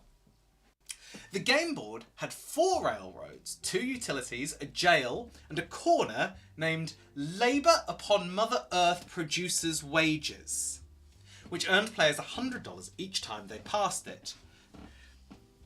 She based the game on the economic principles of Georgism, a system proposed by Henry George with the object of demonstrating how rents enrich property owners and impoverish tenants. This game was a protest originally. Absolutely fascinating. It's since changed its name ever so slightly, and some of its branding has slightly changed and tweaked a little bit. In 1935, Maggie sold her patent for the Landlord's Game to Parker Brothers, which is now what we know as Monopoly. This game, which launched Parker Brothers into the massive success, was originally rejected by them. But what is fascinating is the idea behind Monopoly back in the time was very much not to try and be. It was an education game. Now the education message is somewhat different. Interestingly, after their success with Monopoly, they went on to produce games such as Risk, Sorry, Trivial Pursuit, and many, many more. And Lizzie Magie sold her original patent of the game for $500. Amazing. That is, you would get less than that for Marylebone with 3 houses. So she should have thought about that. The Oscars of board games. This is supposed to have an animation. I clearly forgot to put it in. The Spiel des Jahres is a German title that simply translates to Game of the Year. These are the games of the year. It started, didn't put that year on. Let's say it's 1980 because that's at the bottom here. This is the list of the games that won Game of the Year. And they're on 4 very strict criteria. Game concept. Game concept means originality, playability, and game value. Rule structure. This is the composition, clearness, and comprehensibility. The layout, which is the box, board, and rules, and the design, functionality, and workmanship. And we'll just skip through a couple of these, just sort of. So we've got Rummikub at the bottom here. If you're on Scotland Yard, a classic. Barbarossa, I've heard, never played. What other ones that we've got? Catan. Some people might have heard of Catan. 1995 at 1, and it is the game that was released that year. So a game that is currently in present would not feature. 2001 Carcassonne. 2004 Ticket to Ride. Going up here. 2007 Zularetto. Never heard of it. Dominion Dixit. 2004 Camel Up. Fabulous game. Fabulous game. Fabulous game. So yes, I probably should try to buy all of these. I hadn't really thought about that until right this second. Add it to the list. What next? Well, there's huge growth. Kickstarter has sort of created a democracy within the board game world. Although a lot of the major publishers will be able to afford much of the large funding and payment. Oh, another donation! Lucy's donated £5. Lucy, thank you very much for your donation. A bit about cats is coming up later, I assure you. Thank you very much for tuning in as well. It's nice to have you here. At the current rate of growth of the board game market, in US dollars this is, it's currently worth 14 billion US. It's projected by 2030 at current rate to be worth $25 billion. So I think now is the time to get in, guys. If you're not already into board games, now's the time. Peak time. Kickstarter allows immense creativity and IP development. End of presentation board games. Thank you. Sip of water. Not a chewy sweet, because it was a disaster. This is your last one before break. Oh, I'm having a break after this. Lovely. Seem to remember this not being too long. But this one is the invention of cornflakes. I'm just going to try and do something. I wonder if it'll work. Maybe. Don't know if I did anything else. Where? The invention of cornflakes. Cornflakes. Invention of cornflakes. This is the invention. Sorry. Submitted by Steph. So, it all started with Dr. John Harvey Kellogg. I've heard that name. I wonder where.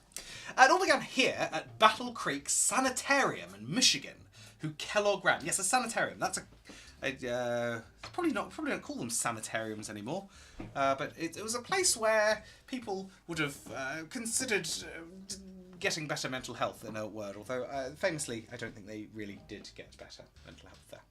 That is what a sanitarium is, right? Barking had a famous one. You didn't choose to be there. Didn't choose to be there. So cornflakes, fun fact, invented by accident. Cornflakes were created in 1984 by Dr. John Harvey Kellogg and his brother, Will Keith Kellogg. Sounds like a question, doesn't it? Do you know if Will Keith Kellogg? Will Keith Kellogg? Do you know if Will... No, it doesn't work.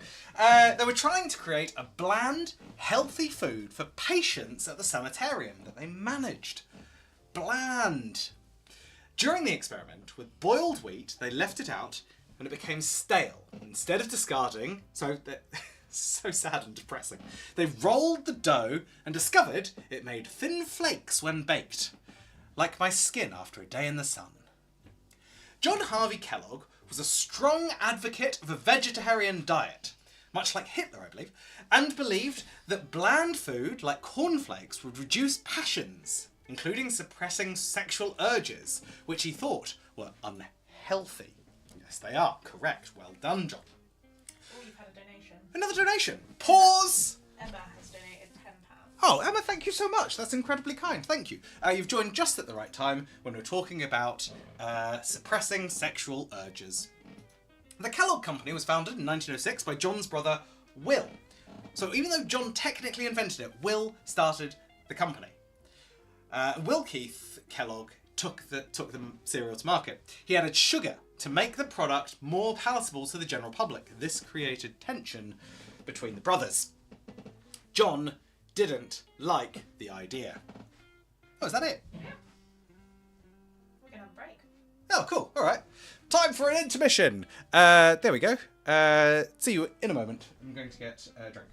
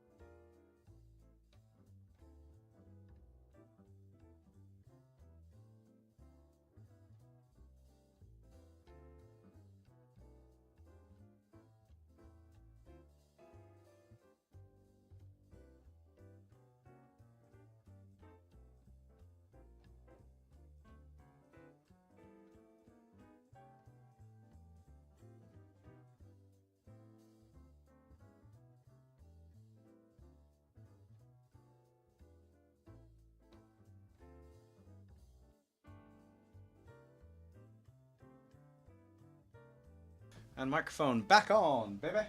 Okay. Pointer. Ah, there's my pointer. Right. Clicker. Clicker.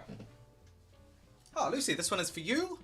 And Suzanne, aka Key, my sister in New Zealand, who will be fast asleep because of the times, but I'm sure you'll catch it up on demand. On demand, you can catch up on iPlayer. No. Day in the life of my cats. You'll notice, due to a donation, that the headline font has now changed. Who is this? Your mum has just made a donation of £10. Oh, thank you very much, mother. Cheeky donation. I saw the little alert go off there as well. Cheeky, cheeky. Thank you very much. Thank you. Appreciate it. And you'll notice the QR code has now moved a little bit up the screen, so it's all on there. Right. A day in the life of my cats. It was Anonymous who requested the font. Oh, causing chaos. Anonymous. Here is Maui. Every day will start with the alarm going off at 7:30 and the cat waking us up at 6:30. This is what he looks like when he wakes us up. Generally quite yawny and a bit loud. And this is the end of the day. Where these are not in sequential order, are they? No. Holly made this one. I take zero responsibility. I think these are just going to be pictures of our cats, aren't they? Yeah. These are just pictures of the cats. Yeah. Okay, fine. I was going to talk. I thought again we split some of the responsibilities. This one we were like, this will be the easy one. We'll save it till the end. Before the presentation. 5 minutes before the presentation. All right, we're just going to look at pictures of our cats. That's fine. Maui, being a black cat at night time. I mean, you can't. Can you even see? There, I just look like I'm pregnant. That's fine. This is Kit Kat. She's asleep. Nose covered. She's a good girl. She is currently downstairs soaking wet because it is raining outside. Thank you, Kit Kat. Here is Kit Kat just curled up. Cuddling me. Great. Here are both of them. Kit Kat was trying to get comfortable. Maui, in his wisdom, thinks that it's best that he should have the spot that Kit Kat was going to sit in. This is very much his style, his operandi. Modus operandi. Yes, absolutely. Cheeky git. Here is Maui looking stately. This shelf here we built especially for them, and they never, ever, ever use it. It's directly above the radiator. It gets lovely and toasty. I am hoping in the coming months they will fully appreciate it. Looks like gothic, this one. Gothic cat. Here is Kit Kat showing a little bit of leg. Sexy lady. Here she is. This is often she will sleep on the foot of the bed at night time. Give you a little bit of a story. The cats usually wakes up at silly o'clock. They will pester us till eating. Circa 7:30, 9 o'clock, Maui will not be seen for roughly 4 hours. Kit Kat will fall asleep on the sofa, at very different ages, of course, or on the bed. Elephant bedding, very tasteful. Maui will go outside and he will sit and watch the world. This is a dead poppy. And sometimes they'll go up to Holly's office and say, "You really need to clean those windows, Holly," and sit and just do their thing. Here is a black outline of a cat. Here is Maui. He likes to go into the bushes and have a little sniff around. This will be part of his daytime routine, surveying the land. He doesn't go particularly far, but he does like to be outside. Often at about 1 o'clock in the morning, he will scratch the cat flap for circa 5-6 minutes at a time, about 10 times. This is the worst slideshow we've done so far. Here are some old cats.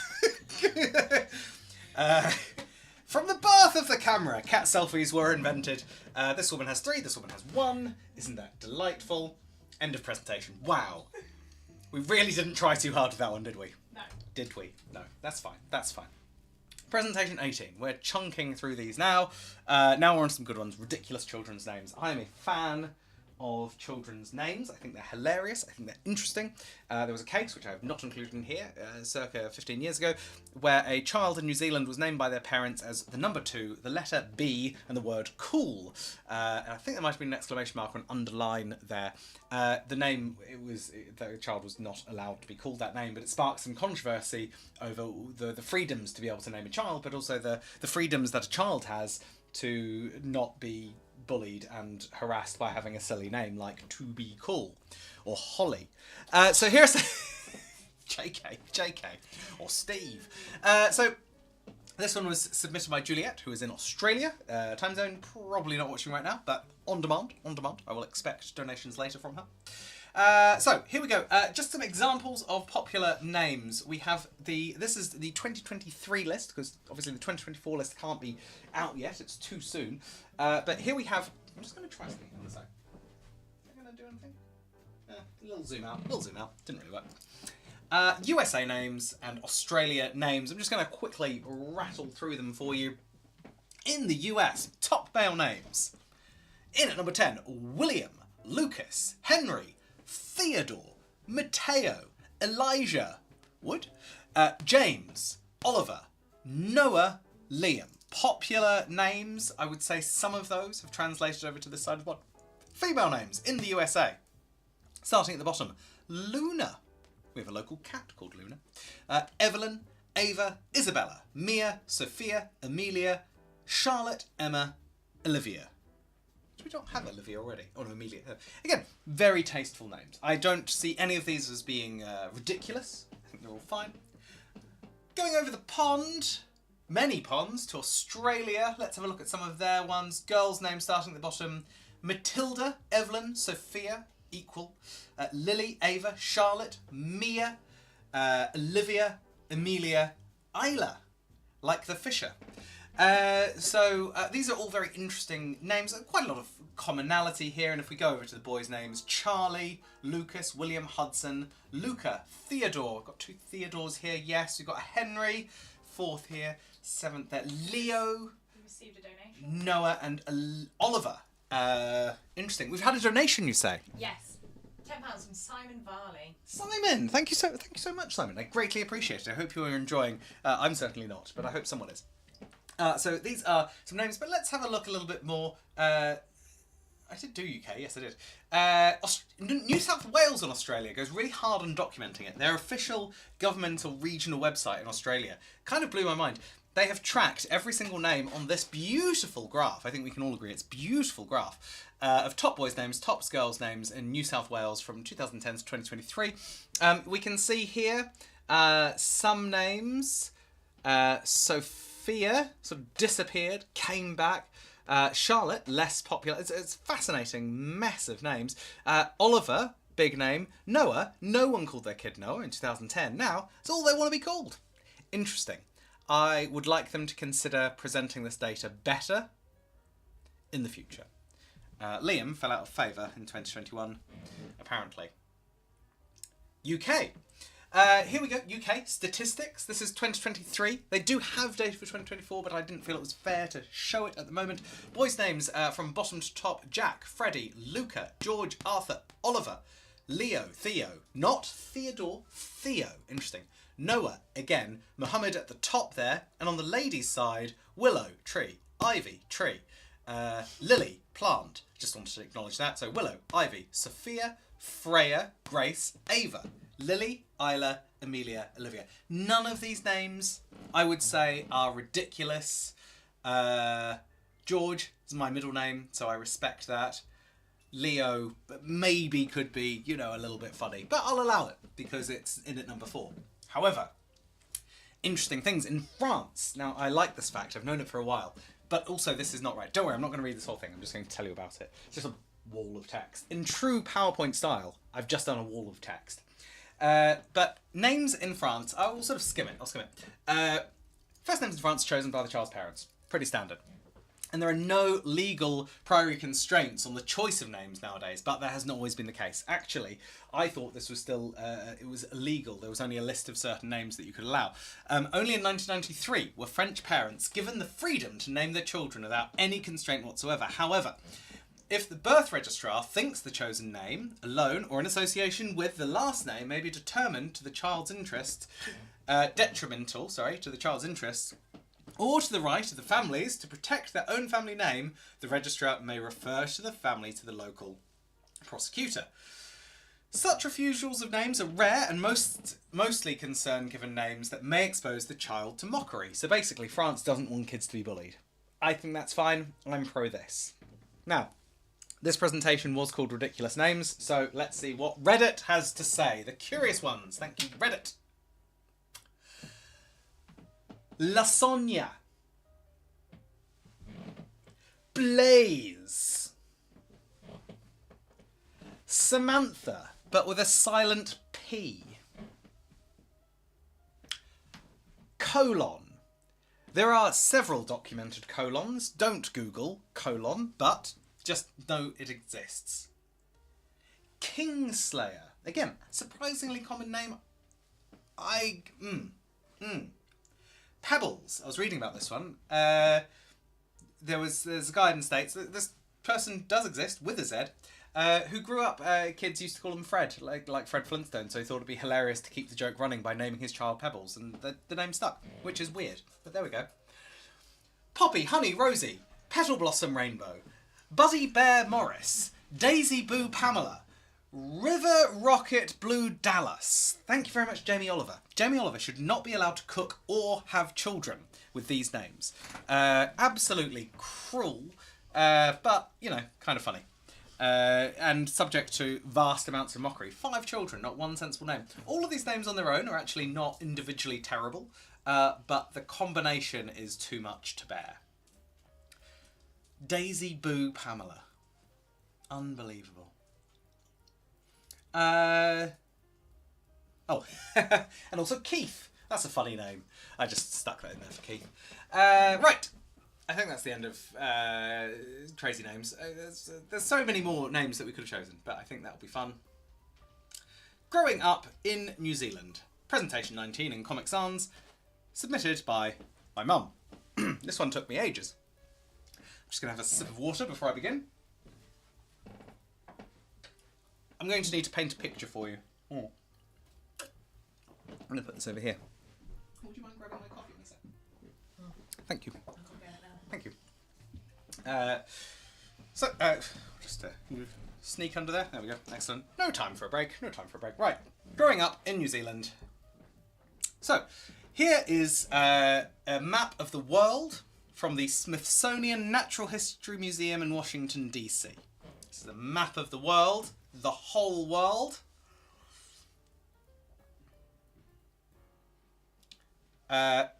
That's where New Zealand should be. It is not. That's fine. More accurately, this is New Zealand. So, where I was born. This is where I was born. More accurately, in the north bit of the North Island, in National Women's Hospital of New Zealand.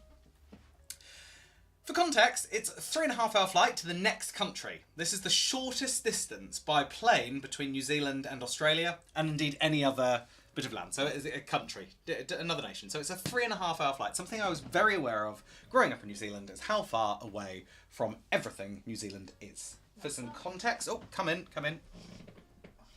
Thank you kindly. I didn't fill it. You did not, but that's For fine. obvious reasons. I will accept.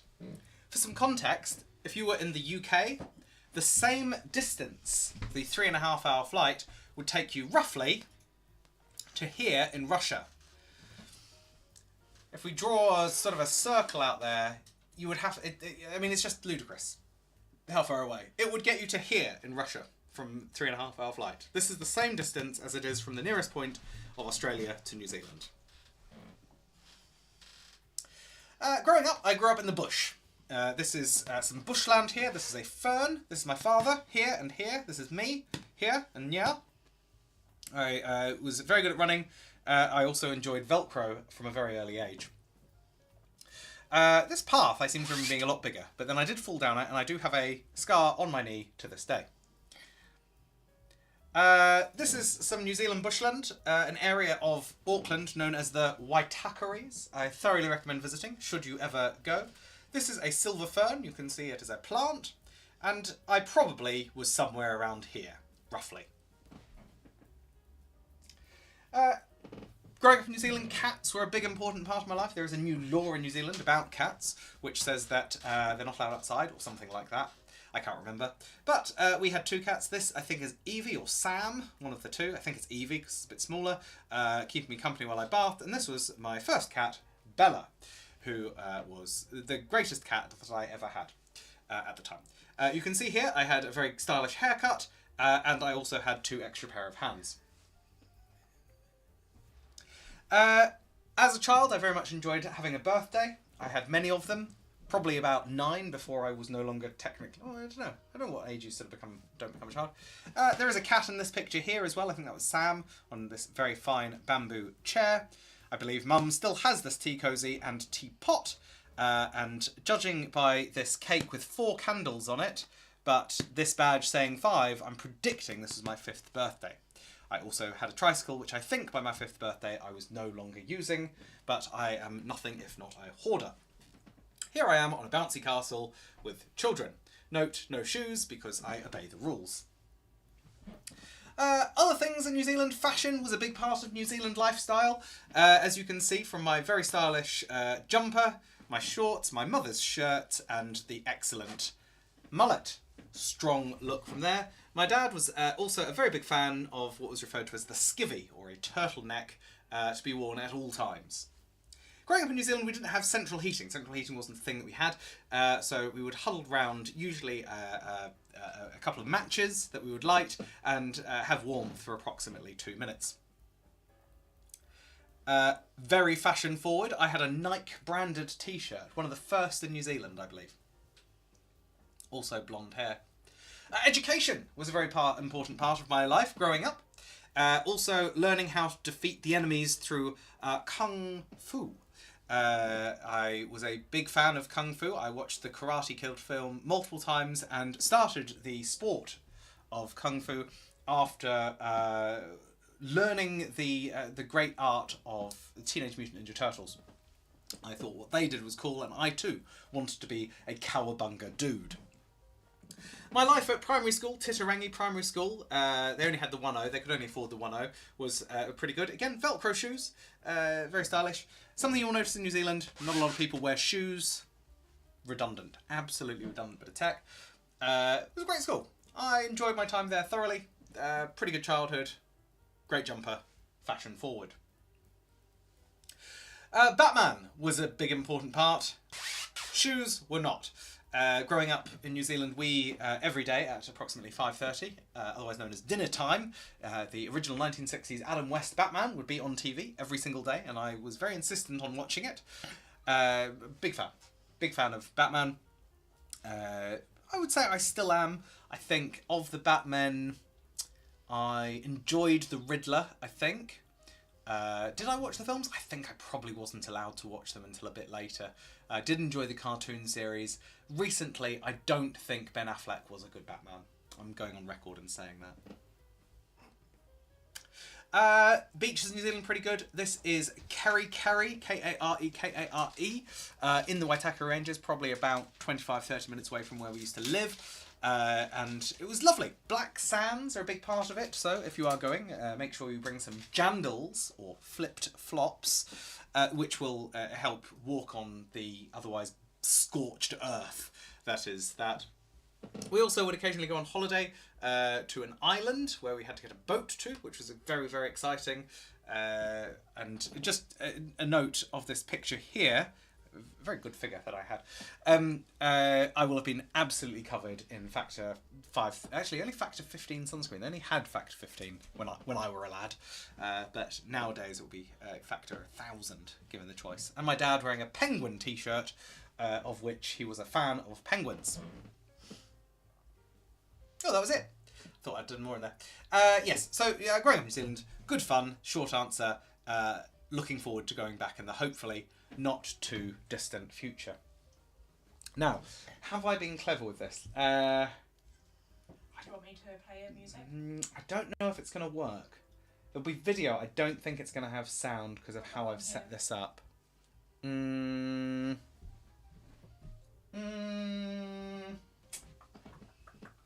How clever am I feeling? Is it video on the PowerPoint? Yeah, I don't think the audio carries through. I will... Do you want me to play it on Spotify? I'll just sing it. It's fine. Okay. This is Best Uses of All Star by Smash Mouth in Modern Media. It is a truly awful song, but some people like it, so here we go.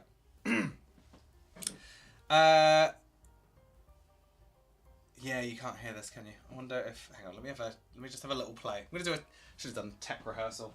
Tech break. Don't change anything. I'm going to test it out. Let's try and do that and that. I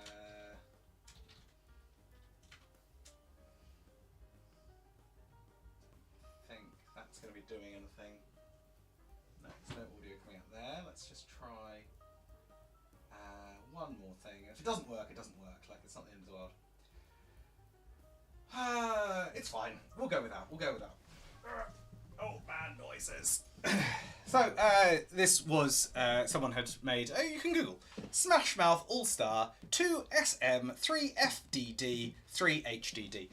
Someone had made a video of the song All-Star, but I was looking for a example without copyright. Oh, you're going to try and get it up? Let's see if it works. We'll have a go. So I could put the link in the chat. Oh, nice. No, then they'll click away. Don't want that.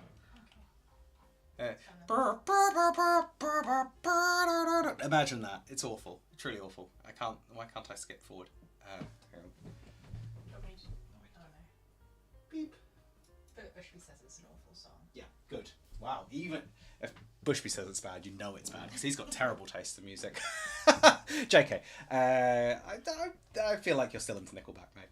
No, you're not Steve. I know that. Right. In modern media, well, let's have a look at it. So, it was in a number of films, including The Mystery Men, with these faces that I think... I honestly have no recollection of this film. I think that's Ben Stiller, and I think that's that guy from that film where he goes, like, for kids. God, what's that guy's name, Holly? This guy? Come on. You know him. For kids. Just the circle. We'll come back to it. The Hudsucker Proxy. Tim Robbins? Tim Robbins? Yeah, probably. Maybe it's not him. Oh no, he's the guy. Is he the guy from Shawshank Redemption? Maybe he's from Shawshank Redemption. I'm sorry, Bushby. Should have brought. Oh, yeah. William H. Macy. There we go. What's another shoot? Should have brought a kazoo for this. I should have brought a kazoo. Tell you what, we've got another milestone. Is like when we get to, should we manage to get to 750? I'm not expecting us to get to £700. That's a lot of money. If we get there, I've got a guitar, I've got a piano. I'll try and work out how to play it. Can't be that hard. It's only like 4 chords, right? Another thing, the opening credits to the film Shrek. It was the opening. This is a VHS copy, just in case anyone was wondering what VHS is. Stands for very hot socks. It's in the movie Rat Race, where Smash Mouth performs the song at the end of the movie. Look at this cast as well. We've got Rowan Atkinson, John Cleese, Whoopi Goldberg, Cuba Gooding Jr., Amy Smart, Breckin Meyer, John Lovitz, and Seth Green. Seth Green. Wow. Also, the Digimon movie on VHS. This is where it was, where it is the last song played before the movie ends, and I can see it. Digimon, digital monsters, I think that's how it went. I can't really remember, but this is the special Digifan movie pack. That's noteworthy. That is fancy. And also, it was in the 1999 Major League Baseball All-Star Game where Smash Mouth performed it. This is what the Smash Mouth... What's the plural of mouth? Mouths? Yeah, why not? Mouths? Mooths? Mouse? Mouse. These are two smashed mouths performing the song. It's a weird name. It was also in the Inspector Gadget movie as well, which had Matthew Broderick and Rupert Everett. The greatest hero ever assembled. Great film, great film. What about the internet? The internet likes it. Mario, You're a Plumber was one of the biggest YouTube videos of its day. That's interesting. And also Neil Cicerigiga, Mouth Sounds, has covered it on multiple occasions and has done almost an entire album dedicated to Smash Mouth All-Star. I believe Dean, in fact, has pointed this out to me before. You'll notice in his eyes as Shrek. Shrek is in his eyes there. Very clever. Sexy lad. Also, someone called Brock Baker did All-Star, but it's 24 cartoon impressions. The internet bloody loves it. Godstar, a Christian parody of All-Star. I'm sorry we can't go through all of these. This is done in loving memory to Steve Harwell, who passed away. Lead singer of Smash Mouth. A God Star is born, and I tell you, you are Peter and I don't know what this is all about. Wait, he's a vicar. Peter DeRock. Smash Mouth All-Star in various different styles. Baroque core, which is a genre of music a genre of music I've only recently discovered and have gone hard into. And even The Farmer featuring Cole the Corn Star, Laura Farms, where Peterson Farm Brothers, they've covered it. Somebody once asked me how... Oh, actually, I think there might be a video here. Nope. Maybe I did. How farming... Somebody once asked me how farming works exactly, and then there were some more lyrics. And had I got a video, I think you'd have seen... these guys are what do they call them? A cappella group. What is it? Barbershop quartet doing it. They all exist. I'm sorry there's no sound. But it will protect the thing from ever being shut down. As I say, if we manage to somehow get to £750 before 5 o'clock or whatever, I'll have a crack at trying to play it on the old piano and guitar and sing it for you gloriously. In summary of the song All-Star Smash Mouth, it is not to my taste. It is a jam. The lead singer passed away last year. There's also a whole bunch of controversy about them doing a bunch of Nazi salutes the year before, but we're not going to talk about that because we're keeping it light. We're keeping it light. As of summer 2024, Smash Mouth are embarking on the Ride On tour with close to 100 shows, touring everywhere from Alaska to Hawaii, with major festival stops in Mexico, Chile, Peru, Malaysia along the way. Should you want to see them, here are some of their dates. They're as expensive as £35. Wow, still going strong, even though, yeah, terrible band. That was the late 90s. I'm sorry. Next slide, presentation. Presentation number 22. Roller coasters of the world. Some of these presentations, and I've already discovered a lot of these, especially the fandom-based ones, something I've learned is that if there is a subject matter, there is someone who is really, really interested in it. And roller coasters definitely falls into that bracket. There are websites, there are communities, there are forums of beyond obsessive levels that I've ever witnessed. Where I work, I do a lot of stuff in the sort of like the games sector and celebrity, but my God, there's a lot of interesting things going on. I can't keep up. So we're now going to talk about roller coasters of the world. Prepare yourself. It's a bit of a roller coaster, this one. As with everything, this started somewhere and went somewhere else. A person who is very interested in roller coasters is affectionately called a goon or a thuzy by fellow enthusiasts. The following information is researched from the Thuzy space. Holly, you would love this. Mm-hmm. So, how many roller coasters are there? 5,896 is the short answer. That is how many roller coasters there are, but we need more information on that. Hold the line of this door. I'm just going to swing that to there. We need more information than that. Steel and wood. Totals, significantly more steel than wood. That's fine. Of the steel ones, we have sit-down, inverted, suspended, wing, flying, stand-up, and bobsled style. We also have the continents on where they're found. I did not format this correctly. That's PowerPoint. PowerPoint is never formatted correctly. You know that. You've got this by now. Africa has 123 roller coasters. Asia, nearly... No, wait. Let me do the maths. 2000... Whoa. Oh, formatted correctly suddenly. How did that happen? Weird. Apart from the word suspended under steel, but we won't go and look at that. Europe has 1,385. Asia, 2,894. North America, only 791. I thought North America would be a lot higher than that, but Europe is better than North America. Fact. The highest roller coaster, however, is King Dar Car. This is at Six Flags in America, California. I might actually go on it in December. I'm working out how to do it. I have to go to America in December. I think this looks fun. Its total length is 3,000 feet. Its height is 4,506 feet. It has a drop of 418 feet. Top speed of 128 miles per hour. The King Dar Car is also the highest. Wait. It was just another picture. Just another picture. So I think from what I can see here, there's some people leaning on it. They should probably move. You go like along here, up, down, over, and then there's probably some other stuff that happens. I haven't been on it. I can't comment on that, but it looks legit. Country facts. Denmark has 8.37 roller coasters per 1 million people. That's important. Andorra has 25.9 roller coasters per 1 million people. It does have a population of less than 100,000, which suggests that it has 2 roller coasters, which it does. China has more than a quarter of the world's roller coasters at 1,848.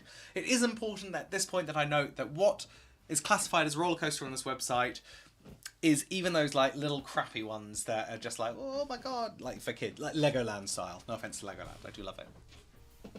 USA in the second... Sorry, what were you going to say? So they're going to say. They could say, yes. The USA in second at 925. Actually, hang on. 925. Hang on. North America, it says here... on the total. I didn't look at the totals combined. I did 996. Okay, that's fine. Carry on. Apologies, I just wanted to fact check that. 925, so the rest must be in Canada. We can work that out.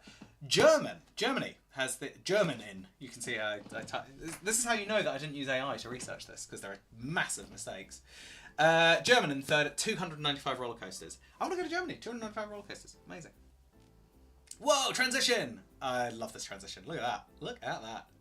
The fastest, capital A, the fastest is the Falcon's Flight in Qiddiya City in Saudi Arabia, but it's not finished yet. It was due to be opened earlier last year. It's now not being opened until 2025. But look at this bad boy. Whoa! It goes around a mountain. Whoa! And then it's got like this loop. Whoa! Looks great.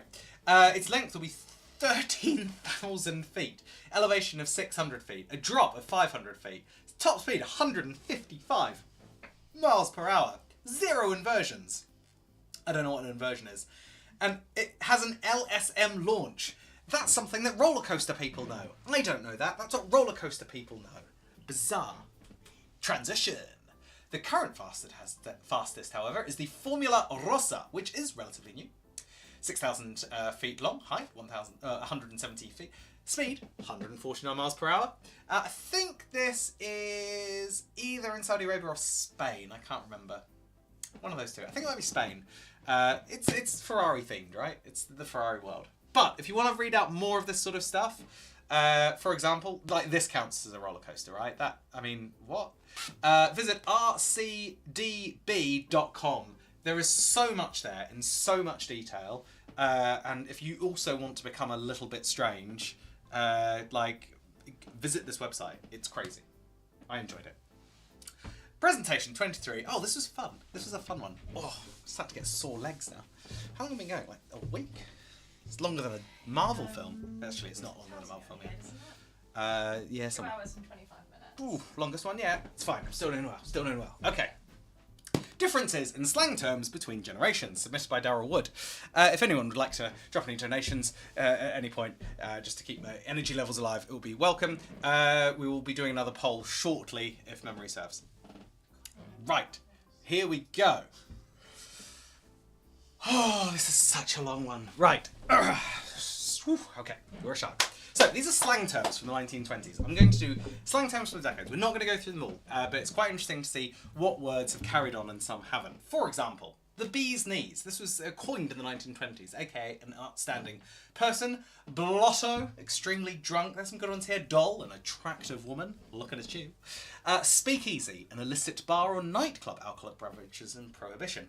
But I think something that was, although it doesn't come up here, something that comes up time and time again on some of the research is that the word cool seems to have transcended for the last 100 years. That would be a Tiffany effect. Whoa, Tiffany effect, because you don't think of it as being like from the 1930s. Yeah, absolutely. Very good. Giggle water. Alcoholic beverage. So let's look at, I've also combined a picture of someone who looks cool from the time. So this is a cool person from the 1920s. I don't know who it is, but when I googled 1920s cool person, this is the image you get. 1930s. Now I'm going to talk about the ones that I've never heard of before because I find them more interesting. Hard-boiled means tough or unemotional. Hey, that guy there is kind of hard-boiled, he is. All wet. That's a weird one. Cactus, meaning dead or finished. He's cactus. I'd like to... I'm annoyed that I couldn't find them in context. Cat, a cool cat. Cat. So yeah, it's 1930s already with... Hey, cat, patsy, ritzy, socko, yeg, darb. See, if anyone used any of these words now, you'd think they were the coolest and hippest people. But these are old terms. Yeg, a safecracker or burglar. Socko, an impressive or powerful. But I liked G-man. FBI agent. FBI agent. Cheesed off, annoyed or angry. A lot of great ones here. Things that I feel like we could possibly bring back. Some moxie, courage and nerve. Yeah, I've heard moxie, I hope it. Here's a picture of a cool person from the 1930s. Pardon me. No, mustache. 1940s. A1. That is A1, man. There's Ducky, meaning great or fine. We've got Bombshell, an extremely attractive woman, as contrary to Doll, which is just an attractive woman. 1920s, we've got Doll, extremely attractive woman. The 1940s, we've got a Bombshell. Women have got more attractive in the 1940s. That's what this tells me. Papers, eyes, pad, a place to live. Come and see my pad. Bombshell.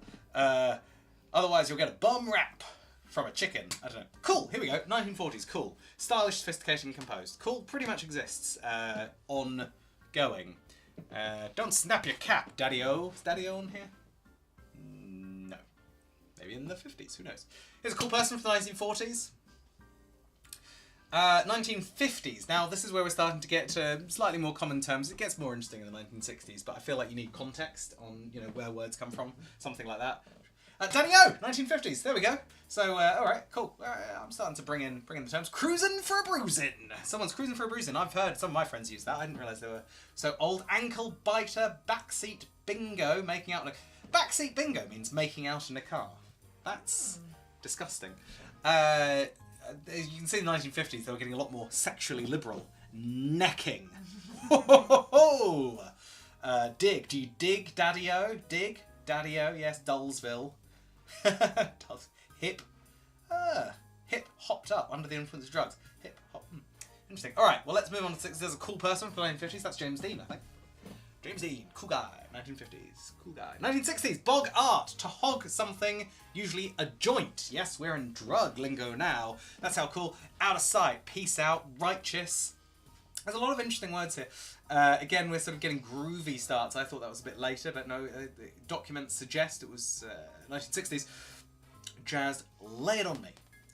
Lay it on me. Tell me or give me the details. Now, I like this one. Tell me or give me the details for some slang that's going to come up later. Lay it on me. Give me the details. Here's a cool person from the 1960s. A woman? Crazy. Yeah. There starts to be a bit of diversity coming in from the 1960s onwards on what we think is cool. It's finally. 1970s, boogie, bummer, a disappointment or bad experience, burnout, catch you on the flip side. Chill to relax. Chillax, not invented yet. We've only got chill at this point. We've still got groovy. Groovy is still floating around in the world. We've got veg out. Dynamite. Dynamite! Great or awesome. Popularised by the show Good Times. Dynamite! It's from the 1970s. Who knew? And a few others here. So, here's a cool person from the 70s. Note flares. And now we're in colour. That's interesting. Colour was cool.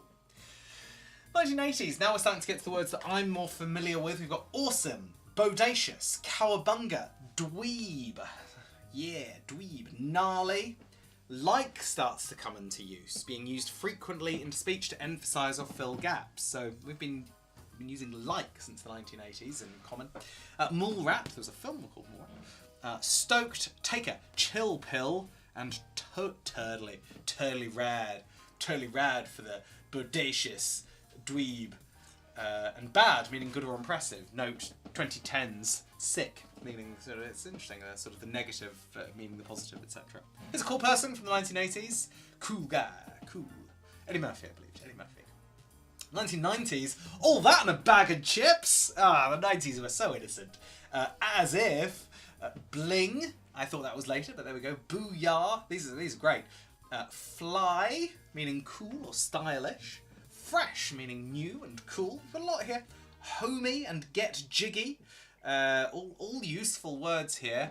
Ones that I particularly like. My bad. So you might say, if you've made a mistake, you might say, my bad, for example. Not. So I might say, I'm having a good time. Not.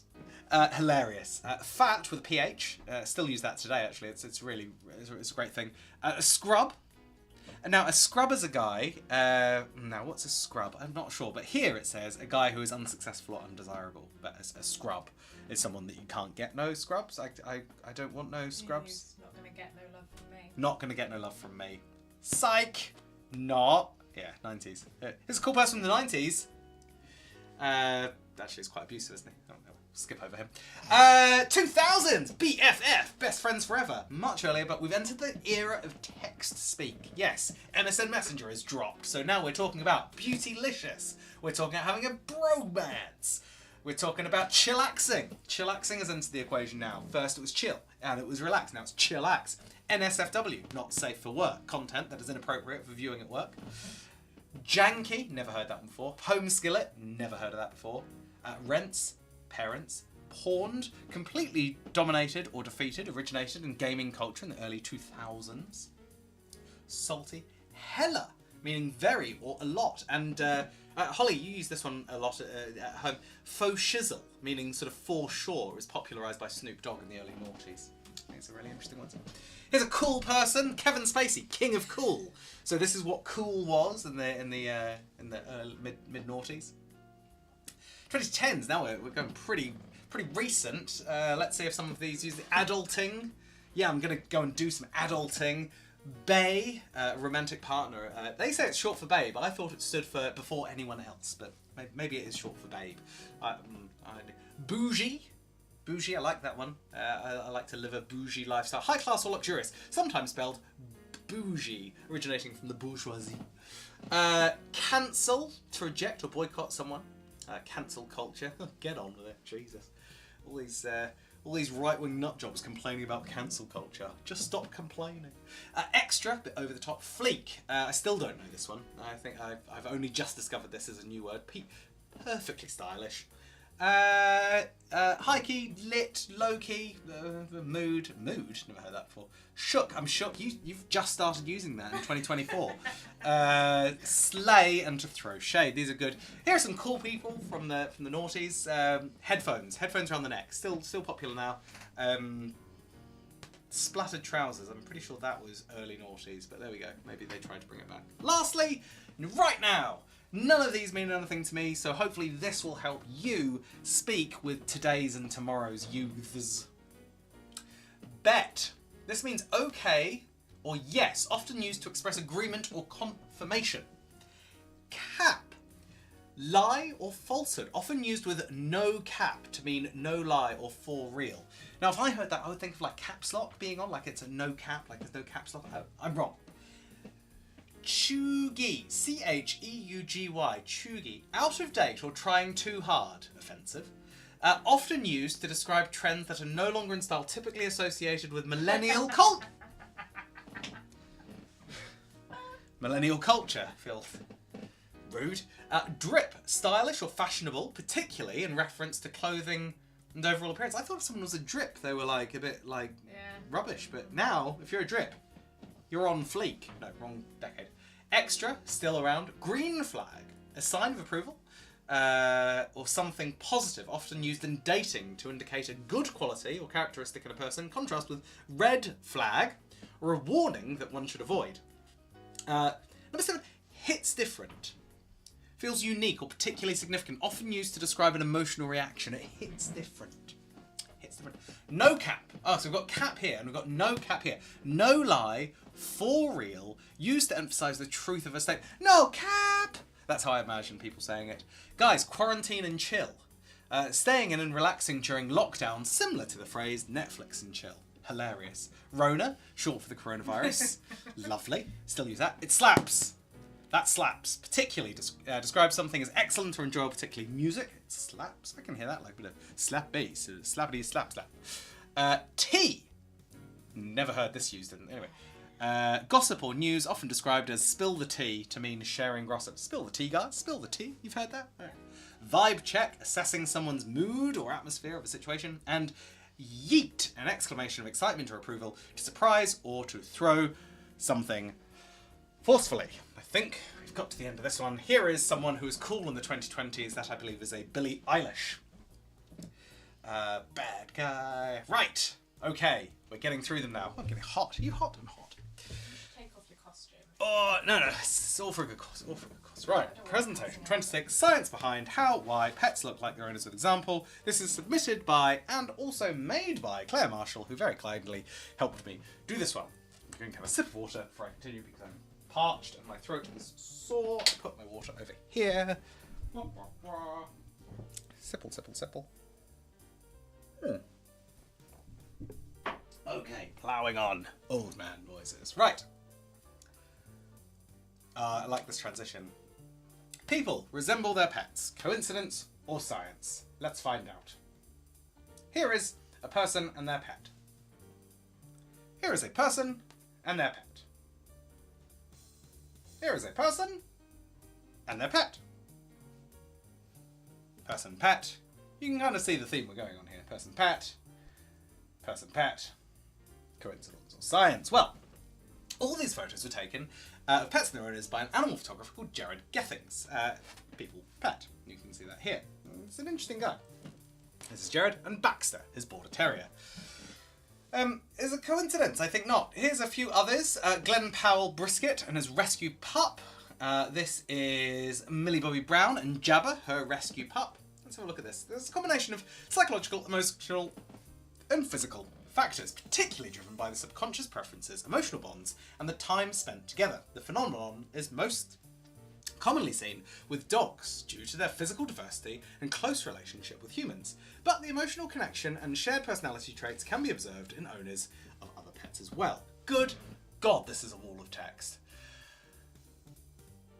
But it's probably quite interesting, so let's read it, but I'm going to have to face it, as I have been doing. Mere exposure effect. Psychologically, humans tend to be attracted to what is familiar. This phenomenon, known as the mere exposure effect, suggests that over time, people are likely to adopt things, behaviours or traits that they're exposed to frequently. If a person has certain physical characteristics or a particular facial structure, e.g. big eyes, round face, they might gravitate towards pets that mirror these traits.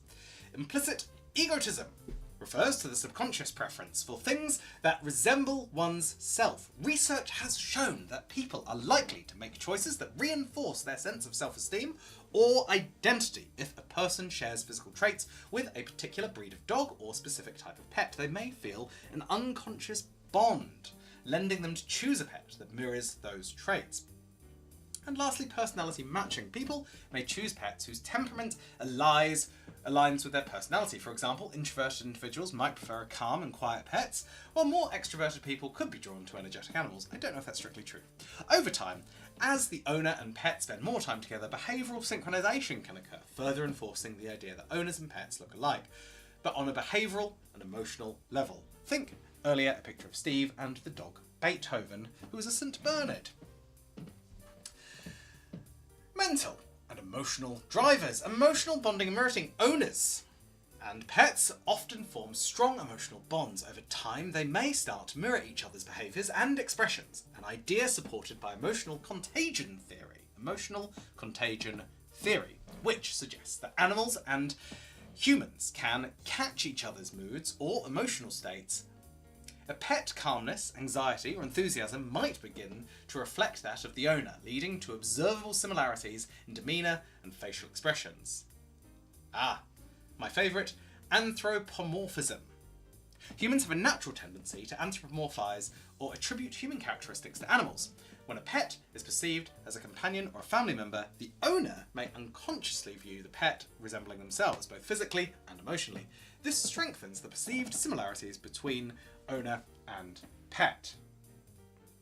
Oh, and here are a wall of pictures of people and their dogs again. Thank you very much, Claire. I very much enjoyed all of that. And it's weird, isn't it?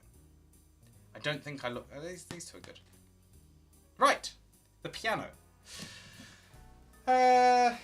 What is a piano?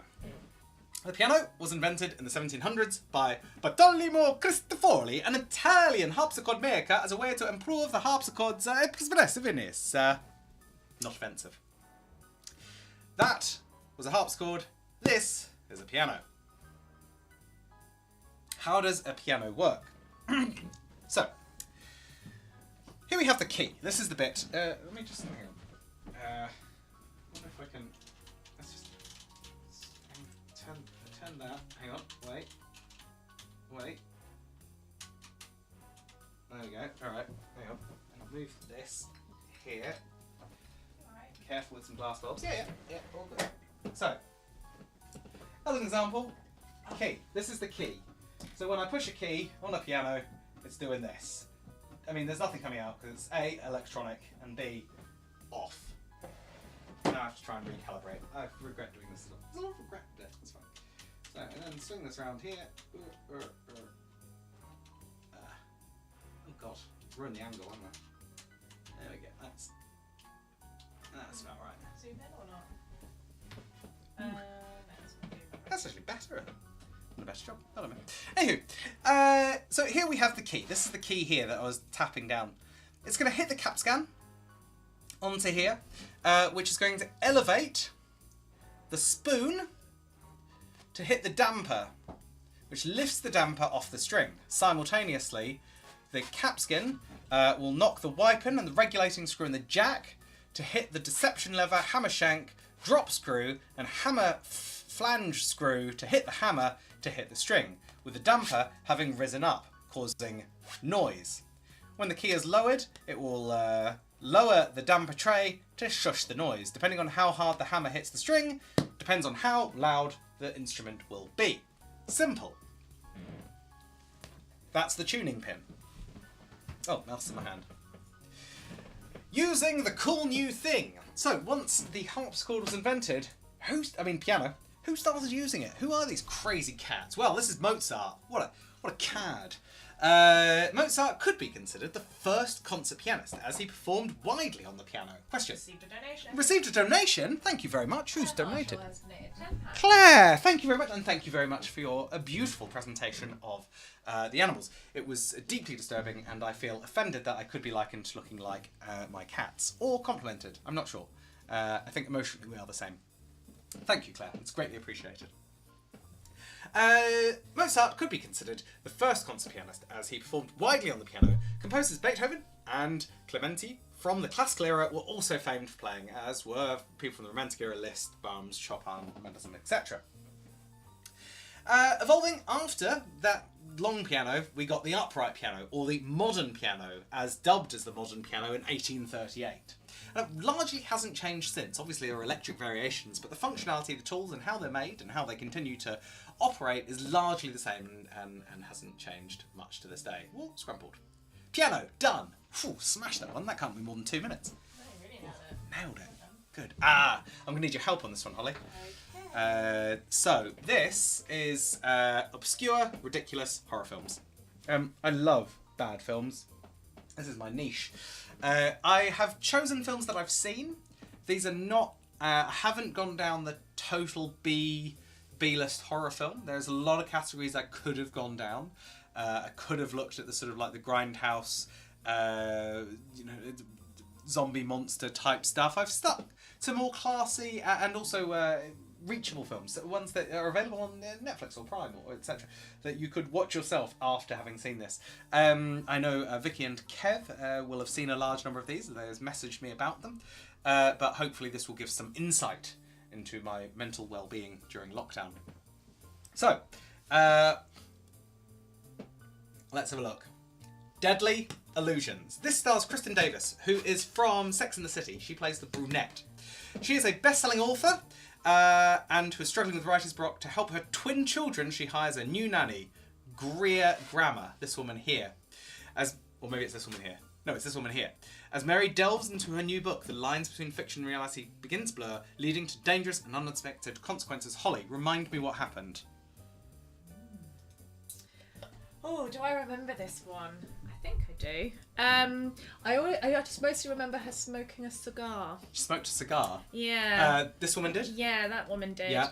And the Grace, yeah, she's the new nanny, and she, tries to kill her. She tries to kill the mother of the author, but the author is writing about that? Like, is she writing about the murder simultaneously? No. Was it not that clever? I don't. No. Oh, okay. That's a shame. No, definitely. It had a nice house. Nice house. Okay, this was a great film. Chad Michael Murray, Cassie Thompson, Nikki Whelan, Jordan Sparks, and Nicolas Cage. Based on the New York Times bestseller Left Behind, The End Begins, this is religious dogma gone wrong. So, airline pilot Ray Steele, discovers that dozens of passengers on his flight have disappeared suddenly, but their belongings and clothes remain.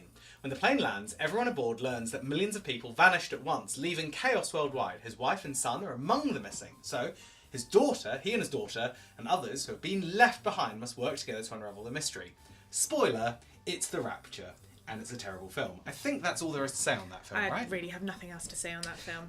He's a pilot, he's flying, and suddenly he's like, why is the plane lighter? Oh my god, all these people, and their clothes are like laid there, and it's just such a... apparent... If this book, Left Behind, was a bestseller, a New York Times bestseller, I really worry about the sort of people that are buying books. Not good. Really crap. The Haunted Hotel. This was eight stories. Oh, that's weird. 8 stories, all merged into one film, like an anthology series, based at a Great White Horse Hotel in Ipswich, panning from 1518 to modern times, featuring encounters with bad acting of people pretending to be Charles Dickens and the Beatles, showcasing a variety of ghostly experiences that are by turns chilling, comic, somewhat unintentionally, and heart-pounding. I think saying it's heart-pounding is a stretch. Would you agree, Holly? I would agree. I don't think that was very scary. Any key takeaways from this film that you remember? No. I would like to point out, it did win the something at the Smokies Film Festival in the year 2000, the MLC Awards, and the Prospector International Horror Feature. Doesn't say it won the best, it was just, anyone can stick an award on anything these days. I don't believe in them. Bad film. This was a classic. Holly? This was a good one. Any memories on this one? There were a lot of Nazis. Nazis at the centre of the earth. Yes. They were there. I mean, it sums it up, really. I believe they were... I can read it. 2012 science horror film. Researchers in Antarctica are abducted by a team of Nazi survivors. They're taken into the hidden continent at the Earth's core, where Nazis with decaying and regenerated bodies plan to revive the Third Reich. Yes, it is that good. They have... they're under Antarctica... there's a warm bit, apparently, due to thermal heating, where the Nazis, after the end of World War II, went and hid, and they are also zombies, I seem to remember. Yes. Importantly. This was great. Wolves of Wall Street. Not Wolf of Wall Street.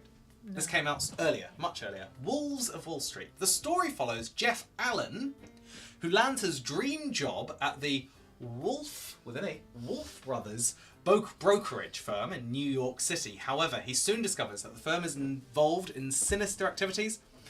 He must navigate a world of deceit, and I mean, okay, they're all werewolves. I mean, the clues in they're all werewolves. Yeah. He doesn't realise they're all werewolves though at first. Does he become one by the end? Does he I think there's like a whole choice that he has to make. Do I become a werewolf but Yeah. also rich? And you can see they're not subtle in the artwork here. The shadows of the people, very good, very good. Very good. Now, this is the last one. This is an absolute favourite. This is a banger of a film. Came out. I think it came out in June, July, time for the Olympics. For June. It's worth subtitles, except I don't think we did it with the subtitles. I think we watched it dubbed, which was worth it. The story follows a grieving marine biologist, played by blah, blah, blah, blah, who must confront her tragic past to save Paris from a bloodbath when a giant shark appears in the Seine, which is the river that goes through Paris. As the shark wreaks havoc on the city, the biologist faces terrifying challenges and uncovers dark secrets hidden beneath the siege of Paris. Basically, there's this giant shark that has learned to breathe in fresh water, so it's evolved, rapid evolved, I think due to global warming. It's making the Seine its home. It's also asexual, it reproduces asexually. And suddenly there's loads of these deathly mega killer sharks. And it's also happening at the same time as the mayor of Paris wants to launch a triathlon or a swim. The triathlon, yeah. Great film. Thoroughly recommend. I would watch it right now. And also, I'm dressed as a shark, so I respect this film twice as much as I normally would. Shark fin, attack. Yes. Okay. Ooh, this is a good one. I might need a little mini break. I've scheduled you a break now. Oh, that's good. Excellent. We're going to have a quick mini break, and then we're going to, in the history of roundabouts, submitted by Matt Joy. This is a fascinating, fascinating watch. Love it. All right. Back in a bit.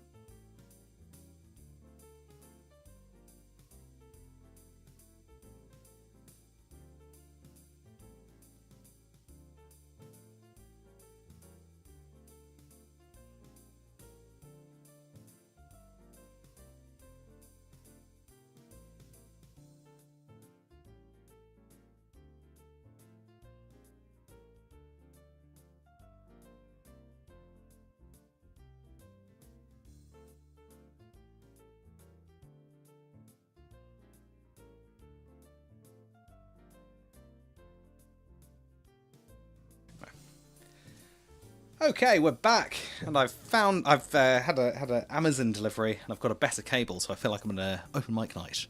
Hello and welcome to blah blah blah blah, the King and Anchor or something. I don't know what pubs are called anymore. Right, okie dokie. Let's crack on.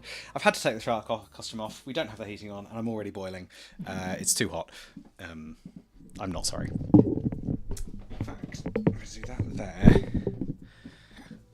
Yeah, that'll do. Right, ready? Yeah. History of roundabouts, baby! Okay, so this is a roundabout. This is how we are familiar with using a roundabout. We drive up here, we go around the roundabout and come off at the junction as appropriate, giving way to that. There's a lot of history about roundabouts, and it's really, really interesting. I hope you'll enjoy it. The year is 1768. The city, Bath. This is the Circus of Bath. The Circus of Bath. This is designed by architect John Wood the Elder. John Wood the Elder designed this, but he did not complete it because he died. However, his son, John Wood the Younger, completed it a few years later. It is designed to mimic Stonehenge. It is 99 metres in diameter, or rather 95 metres in diameter. Stonehenge is 99 metres in diameter. And we've got properties all around. We've got 3 roads merging in. But it was not originally designed for traffic. This was constructed based on architectural considerations and not for traffic purposes. However, it is a roundabout. It functions as a roundabout. It is a one-way driving system through... and this is the first sort of acknowledged... accidentally even, because cars weren't around then, roundabout in history. 1768, Bath. So that was 1768. Fast forward 9 years. We're now going to place Charles de Gaulle, aka the Arc de Triomphe. This is Paris's Arc de Triomphe here. Paris's Arc de Triomphe. Cuts through the Arc de Triomphe, which stands at the centre of the Charles de Gaulle. Now, the Charles de Gaulle is the big roundabout in Paris. 12 roads all meeting. The meeting point of 12 straight avenues. The junction included paving of the road in the form of a star, so the 12 points of the star of the roads, as it still exists today and has been come to known as the Place d'Étoile, as the French say. Beneath the Arc de Triomphe lies the Tomb of the Unknown Soldier. So this is an incredibly iconic... But when you think of Paris, this is definitely the first thing that people think of. Definitely. Definitely. No question. Looking at it from an aerial view, we have here the 12 roads all leading in. Now, I have driven around here, and it is absolutely, pardon my language in advance, ruddy, terrifying. Oh, Chris Clark sent on behalf of my mum. thanks, Chris, for the donation. That's incredibly kind. Thank you very much. I hope you're enjoying roundabouts, as we all are. So, as you can see here, there are the 12 points all driving, and we've got the Arc de Triomphe. I have driven around. It's absolutely terrifying. There are no lanes painted on the roads, and you can sort of see from this image here, even dating back to all those years, it's quite a lot of cars wide. It's absolutely terrifying. But it's doable. 12 roads leading to one. So this is the 1700s. Already being documented, and now it's bird. So we're going to fast forward a couple of hundred years to William Phelps Eno. Here, looking like he's being arrested. I don't believe he is. Now, Eno proposed the rotary or gyratory traffic system in his 1920 book, Reform in Our Street Traffic Urgently Needed. It was advised that all vehicles should keep to the right, this is in America of course, keep to the right, going round the circle in one direction instead of 2. Clever. So let's have a look. What am I looking at here? So this was the original design before he got involved, where cars would go either way. I mean, it's absolute fucking chaos. This was his design. And this was in I think it's in New York. And this is one of the first roundabouts in America that he personally designed, where the traffic sort of, well, it functions as a perfectly functioning roundabout. Now, when I think of America, I don't think of Kaz has donated £25. Kaz, thank you very much. There's some creepy pups coming up shortly, I promise. That's incredibly grateful. Thank you. £25, I appreciate it. But yes, when I think of America, I don't think of roundabouts necessarily, and as I'm sure others don't as well.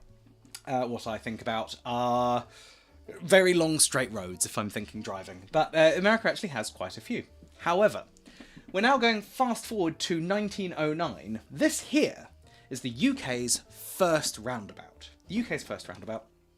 This is just down the road from us, Letchworth Garden City. 1909, first was roundabout. I was going to go and visit it.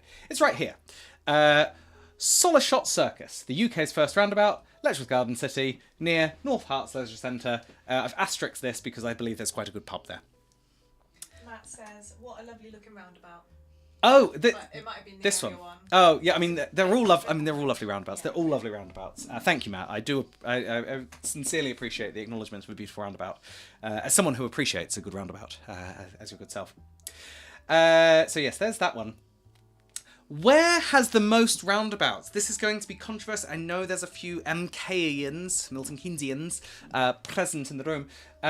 Nantes, France, is known for having one roundabout for every 23 intersections. I don't think that's that impressive, but it is.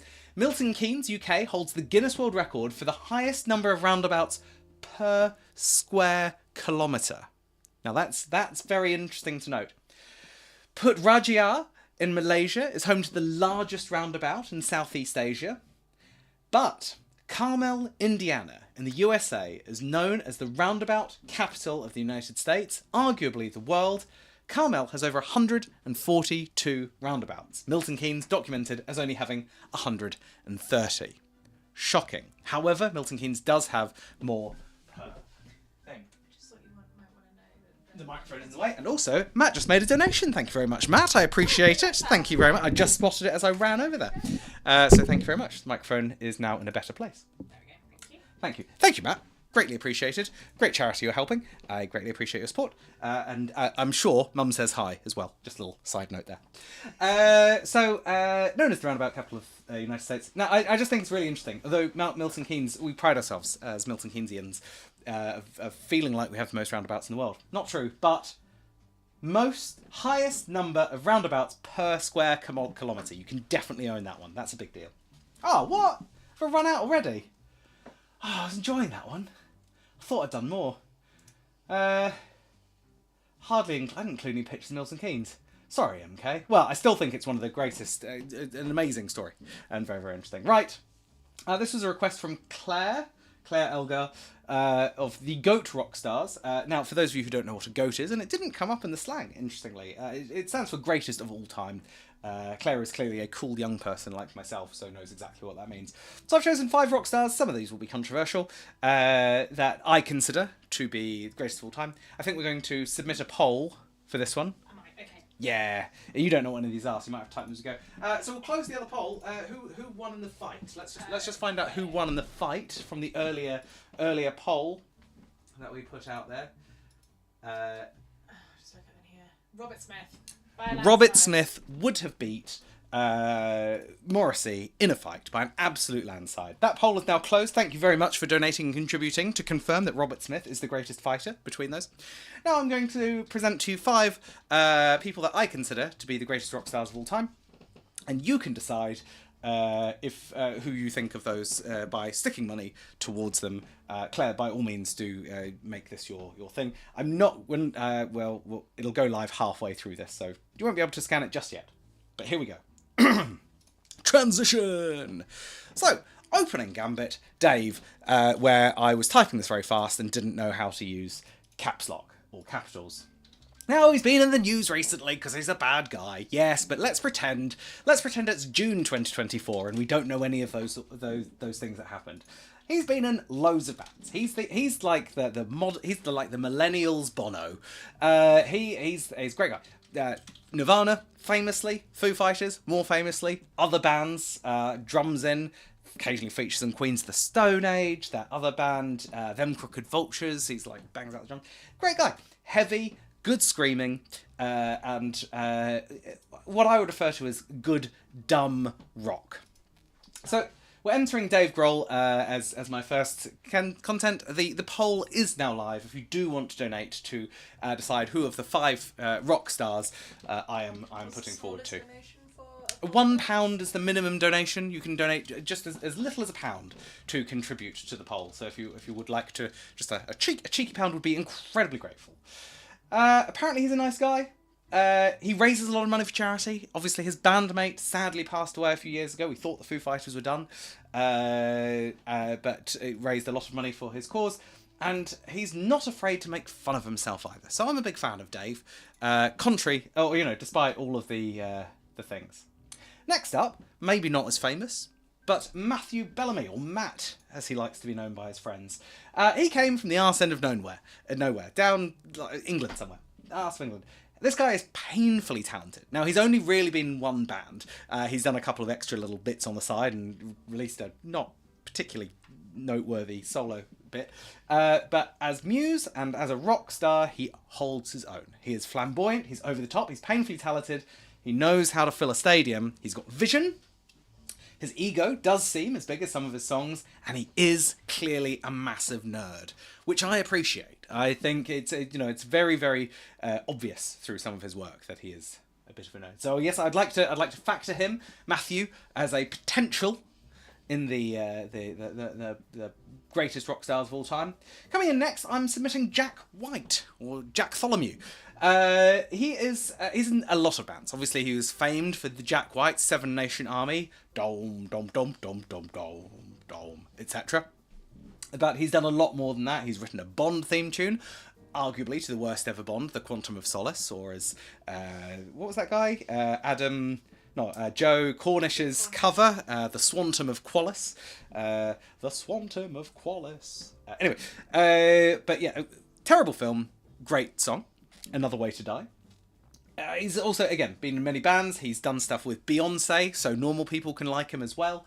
He's a good guy.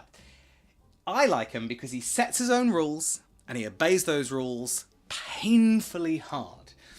He likes to use a particular style. He knows what his sound is, and yet he still manages to create something really beautiful and unique out of these sort of set parameters that he insists upon himself. He also, in my opinion, has inspired a generation of genres and musicians. He seems to be very encouraging of up-and-coming artists, although he did famously, I think, punch the lead singer of the Von Bondies in 2005 and end their career. But apart from that one thing, everyone's allowed one thing, so we'll forgive him. Also, We've already had a vote. Oh, we've had a vote! I'm not going to spoil, but we've had a vote. I'll read in a bit. Also, he really appreciates colour. Very thematic with his music, and I appreciate that. First albums with the White Stripes, very red. His shop is yellow. His current thing is blue. I think he's done some stuff with the colour purple, probably. I don't know. Get over it. Anyway, cool guy. I like him. Next, Josh Homme. Now, this is a personal favourite. I appreciate it's not to everyone's taste, but Joshua Homme, lead singer of Queens of the Stone Age, Eagles of Death Metal, also in good friends with David Grohl. He's in a lot of bands. I wouldn't really know where to go with him, but he has a very distinctive sound, and I think that is something that all of these musicians that I really what draws me to them. They have a good stage presence and a very unique sound to my ears, at least. I appreciate it won't be to everyone. He likes the desert. I'm a big fan of the desert. I think it's very cool. He recorded some of his albums at Joshua Tree. He also does quite a lot of side projects and really, again, is quite encouraging of other musicians, which I greatly appreciate. And he also seems like he's probably not a dick. That's my general... He might be a bit, but he seems like a nice guy. I once saw them at the 100 Club on Oxford Street. I managed to bribe the bouncer to get in. I gave him 20 quid and he was like, yeah, you can come in. Such a flex.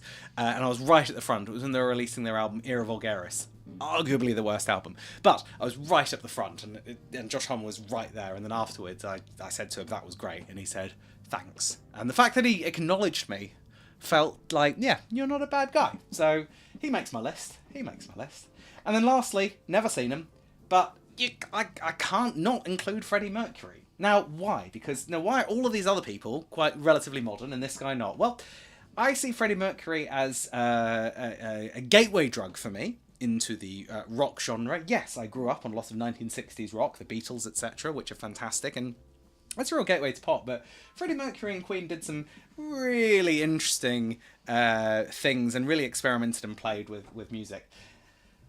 He's not alive. He's the only one on the list who is dead. He was also almost definitely a massive freaking nerd. A lot of his songs, I've been recently actually buying the original albums rather than the greatest hits, and they're all about Dungeons and Dragons and fairies, and there's a song called Flick of the Wrist, which is all about rolling a dice, not what you might suggest. They're just fabulously inventive and futuristic, whilst also being sort of historical. So yes, I think that they also changed the face of music, and I think they personally popularised the long song with Bohemian Rhapsody. Other bands have obviously done that, but they've really leaned into a song doesn't need to be 3 minutes and 30 seconds as a max. And I don't think they've ever done a bad song, providing you ignore the Flash album. So yeah, Flash Gordon's alive, etc. So there we go. Those are my suggestions. We'll come to the poll at the end. Not going to look at it. I'm not going to look. I don't want any spoilers. But do feel free to vote. I'll try and remind you to. Just when you go to click donate, there's a little. You'll see like rewards and polls at the top. So just click the polls. Click the one you want. Stick some money on. See what happens. I don't know what will happen for me. It will just be very exciting. I will listen to their album after this and have a good time. Right. This is a very short presentation. This was submitted by Ollie, Socially Acceptable Hummus, Etiquette and Techniques. This was, I had a meeting with Ollie a while back, and he was shocked at the way I ate some hummus. So I am now going to show you how you should eat hummus. This is some hummus. This is a carrot stick. Dipping is the preferred method, and this is how you do it. You get the carrot stick, and you dip it in the hummus. All the way in.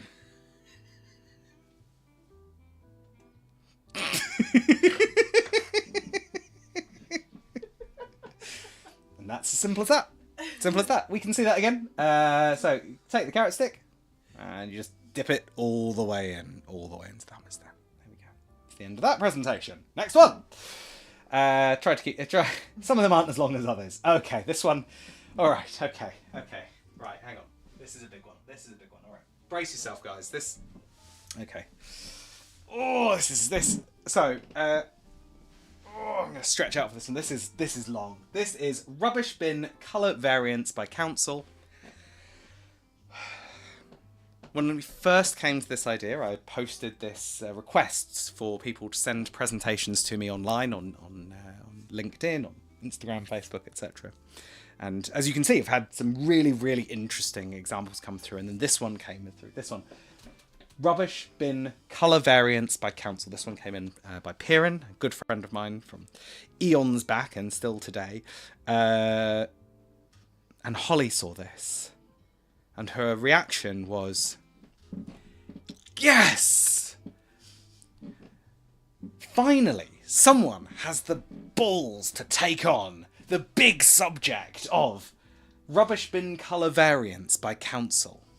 And I know you think I'm joking or not being sincere, but I am so sincere that this is exactly how Holly reacted. So, Holly has spent the last month, I think I first posted this a month ago, every single night between now and then, she has been researching different councils. If it's not clear on their website, consulting forums, having debates with people on, Board Men on Facebook or something like that. It's a slightly dodgy website. The detail here is exceptional. Holly is already looking at how to make this an actual website where people can contribute to add information about this. I think the government's going to be interested, to be honest, because no one, it turns out, in the history of the internet has collated this data before. So what you're about to witness here, and Holly has spent so long, like too long, making this presentation. What you're about to witness here is Holly's magnum opus, or opus magnum. I don't know which way around it goes. But this is big, so please brace yourself and stand for Rubbish Bin Colour Variants by Council. First slide. This has nearly killed Holly. The tears. I can't tell you. Okay, so what we have here, and Holly, do feel free to help if you can. This is I've tried to spark it up, but it's add a bit of like excitement to it, but it's very hard to do with this. Well, I wanted to add a flair. So this is recycling bins. As a reference point for all of this, there are 373 councils that look after waste and recycling. Is that correct? Yes. 373 councils. So we've got 373 different websites that Holly has dug deep into, explored deeply to find out all of this information. So what we've got here, this is recycling bin. The most popular, this is UK-wide. Is this UK-wide? This is UK-wide. This is UK-wide. Yeah. UK-wide. The most popular recycling bin colour is blue. Blue. Blue. Blue. Not green, not No. brown. No. Blue. Absolutely shocked by that. I'm devastated. I'm blown away. Okay, so we're in at the top. We've got blue, green, brown. I appreciate that's come out as a bit of an orange on this, but that's the president the thing. Grey, Yeah. red for recycling. For recycling, yeah. Now this annoys me. Black for a recycling bin colour. Do you know what those numbers were roughly? I mean, this is 50. So of the 373, we're probably about 12 councils roughly. Holly's going through a massive spreadsheet to confirm that for me. Because I am curious and I think it's important.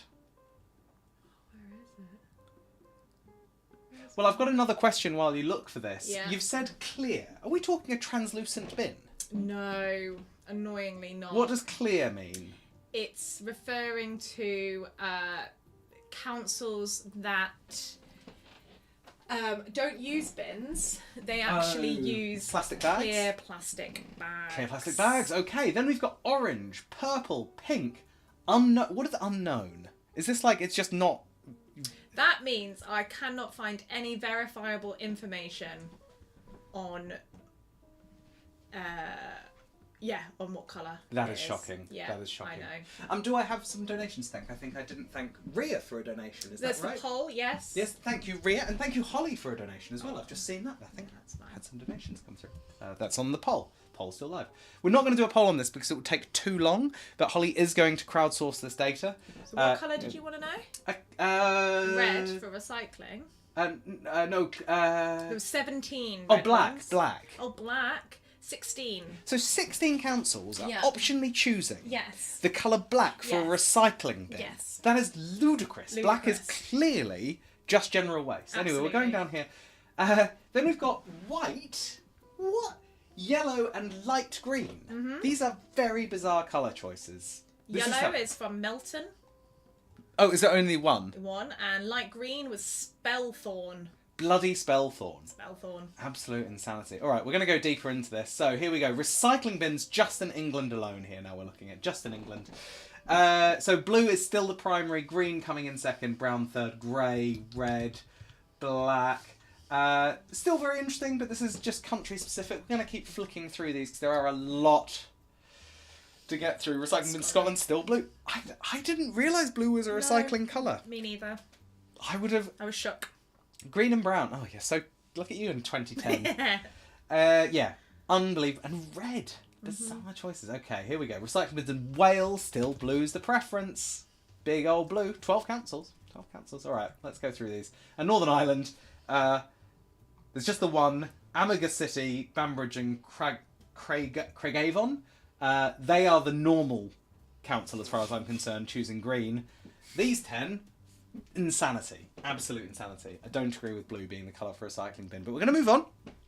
We've got more to look at here. Now we're going to look at the general waste. Now, general waste, this is more what I would expect for black. Black, we've got nearly 200 of the 373 councils are using black as their primary bin colour. Grey, I'm absolutely fine with. These are generic rubbish bin colours. Oh, you've had a donation. Oh, had a donation. From Ben. Oh, Ben, thank you very much. It's greatly appreciated. Thank you. King of innovation, that guy. King of innovation. He'll be watching this thinking, I've got an idea. I know he will. He's thinking it. Now, I'm looking here. We have roughly, I would say, 60 councils in the whole United Kingdom have decided that they're going to make their general waste bin colour green, the recycling colour, then brown. Why? If I had a green bin and a blue bin, and blue was my recycling and green was my general waste, I would probably leave the air. I mean, those people are voting reform, aren't they? Those guys are not smart. Right, let's keep going. General waste bins in England, good. Love to see it. Black and grey, primary, green. These guys, 50 councils in Britain are using green. This country. Northern Ireland, they get it. Grey, black. Clean, simple. They know what they're doing. Good guys. I like these guys. I think I might move to Northern Ireland. They get it. They are smart people, those Northern Irish. I respect them for their bin choices. Scotland. Idiots. Half of the general waste bins in Scotland look like recycling bins. How do they ever dispose of anything? My God. Oh, I've done too far there, I think. Did I do too far? Nope, I didn't. Wales. Fine. I mean, still, arguably too many green. Like, now, this is confusing. If you've got a blue general waste bin, and you lived in a near a council that blue was the recycle, this is not... I feel like, as a nation, we need to be more consistent. We need to be better at this. We need to be better. Ooh, that's a fancy chart. Recycling regularity. Wow, now this is off-piste. This is not what we were looking at. Tell me about this one, Holly. So this is covering how often the recycling gets taken. So every council has different rules. So this is just recycling. Yep, across the whole of the UK. This one here, I assume this is this little thin slither Yeah. here. Twice a week? Twice a week. Where's yeah. that? Can I get some data on that? I feel like we need to know where to move to, because that sounds... It's going to be a Green Party? Brighton, maybe? Bi-weekly. We'll keep... Mostly Kensington and Chelsea. Kensington, Chelsea. Merton in London and Salford. Salford? Wow. I assume it's because they're in the cities. Yeah, maybe. Well, it's the liberal media elite, isn't it? Of course. At once a week, perfectly acceptable, fine. Every 2 weeks, I get it. I think they should do better. Every 3 weeks, every 4 weeks, and 19 councils don't know when they do their recycling. Is that right? Am I right in saying that 19 councils don't know? I just couldn't find any verifiable evidence. I see there's a comment about Tower Hamlets. What does that say?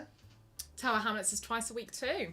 Tower Hamlets is twice a week. Okay, so that is in... So it's a very slim slip. Sounds nice in Tower Hamlets. Very nice. Okay. General waste regularity. Okay, now we're talking. Okay. So we've got twice a week here as well. I assume they're the same sort of councils, I'm guessing here. Yeah. There are 31 councils where the general waste is only being collected every 3 weeks. Yeah. Actually, we're going to that, aren't we? We are, yeah. Oh, yeah, we're going to be one of them. This country. Every 4 weeks, though. How many? So there are 18 unknown. So that's probably around sort of 4 that have it every 4 weeks, like monthly. Oh, I mean, you must need to live near a. This is a disgrace. This is a disgrace. That is a disgrace. Pork markets. Right. Okay. General waste. Oh, okay. Holly, talk me through what we're looking at here.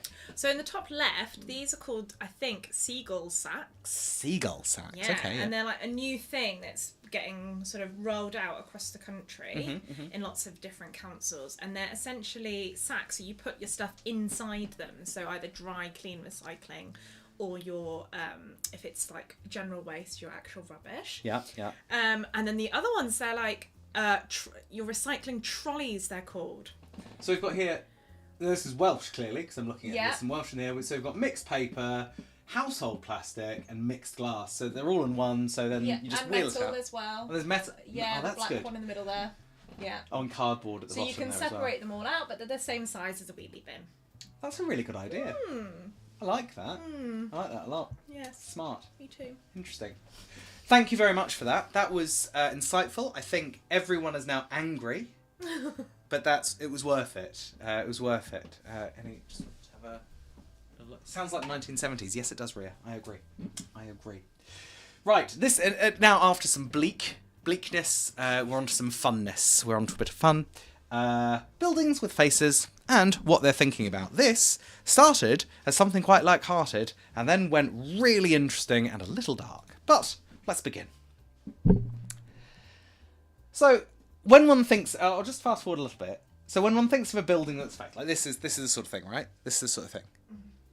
But to get there, we have to look at this first. This is called face pareidolia. I don't know if I've pronounced that right. Pareidolia. Face pareidolia. Face pareidolia. I think that's right. I'm just going to do... entirely. There we go.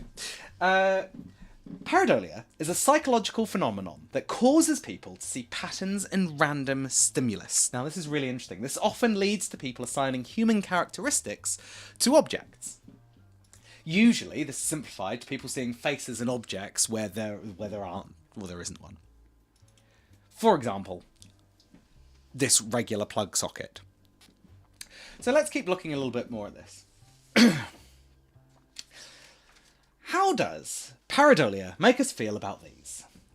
Holly, actually, I'll bring you in on this. And please, in the chat, if you're watching, do tell me how some of these make you feel. If you have emotions, I don't know. How does this make you feel? This house. What is it? Is it a house? Judged. This house is judging you. This is. We've got some sort of eyebrows, clearly a mouth here. Okay. What about this? Judged. Two very. I feel like there's something else going on here that we need to explore. Maybe I shouldn't be asking you. Yeah, let's. No one. I think there's a bit of a delay. Oh, okay. There's a bit of a delay. That's fine. Mm-hmm. Okay. Well, I think with these two specifically, yeah, there's just two people just looking out. What about this one? Still a bit judgy. Still a bit judgy. I like this one because it's clearly got teeth. Yeah. And a little bit of like a looking down your nose, like, oh, hello, yes, I don't think you're allowed here. I don't think you're welcome inside of me, is what it's saying. It's words to that effect. Ria says creepy. Creepy. I see creepy. Let's keep going. This one. Oh, that's quite cute. Cute. That's very Pixar. Yes, the air conditioning units do lend themselves to cuteness. I will concede to that. Next, what do we got here? This one. This is just a house, this one. Or maybe a silo? I think maybe a silo. I think it's winking. It's got a little eye open. I don't know if it translates on the screen so well. But, how does it make you feel, Holly? Well, Ria says alarmed, but that might have been the previous one. Alarmed is... I mean, they're all quite alarming to credit. Okay. What about this one? Pleasant. Pleasing. Looks like, it looks a bit sad though, a bit mournful with the moisture drips there. Yeah, well, just an emo. I miss my house guests. I wish people came to visit me more. I think is probably what it's saying. It also looks like it's pouting a bit, like, oh, yes, I like this a lot. Okay, let's keep going. What about this one? This is just a house, admittedly, just a house. Got quite a good nose. Looks very Roman, doesn't it? I suppose, yeah. Like an old Roman emperor. Oh, I see, yes. And the framing of the tree sort of gives it like a slightly elongated face. They're saying screaming. Screaming and crying. Oh, I think, yes, the previous one with the eyes. Yeah, definitely. I think this one definitely is screaming, crying. Yeah, I see it. All right, let's... this one, I feel like... That looks like a Snorlax in building form. I sort of feel like it's just booming its... Oi! Come to me! It's also kind of got arms as well, like, I like you! Come to me! What about this? Well, this is a crane, obviously. I want to dance with that crane. Yeah! I think I'm doing it. You can't see my legs, but they're doing there it. There you go. Right, yeah, hello, that one. Oh. Projector's getting tired. It's okay, projector. Only a bit longer. I believe in you. This one's like a 1970s stoner. Hey man, you want to go get high? Yeah, I see that. Yeah, just a house. This one? That's quite cute. I think the cross does lend it to a bit sort of like, can I talk to you about the Jesus? Would you like? Said it's Brian Blessed. I see it. I think it's is that the Brian Blessed one? I feel like that's the Brian Blessed one. I think maybe the Boomer was the one. Oh yes, that's Brian Blessed. Brian Blessed. Definitely Brian Blessed. Yeah. I see it. Okay. And then this one, chicken or duck face. Yeah, definitely chicken duck face. But I did Chicken think duck that face. the chicken duck. Sad little ducky. So I love. I love all of these. Now, but I find this really interesting. I didn't know any of this. I just thought that this was like some sort of weird internet meme that people managed to take quite clever pictures and thought it was kind of funny. But as we go into it, I'm just going to explore this a bit more.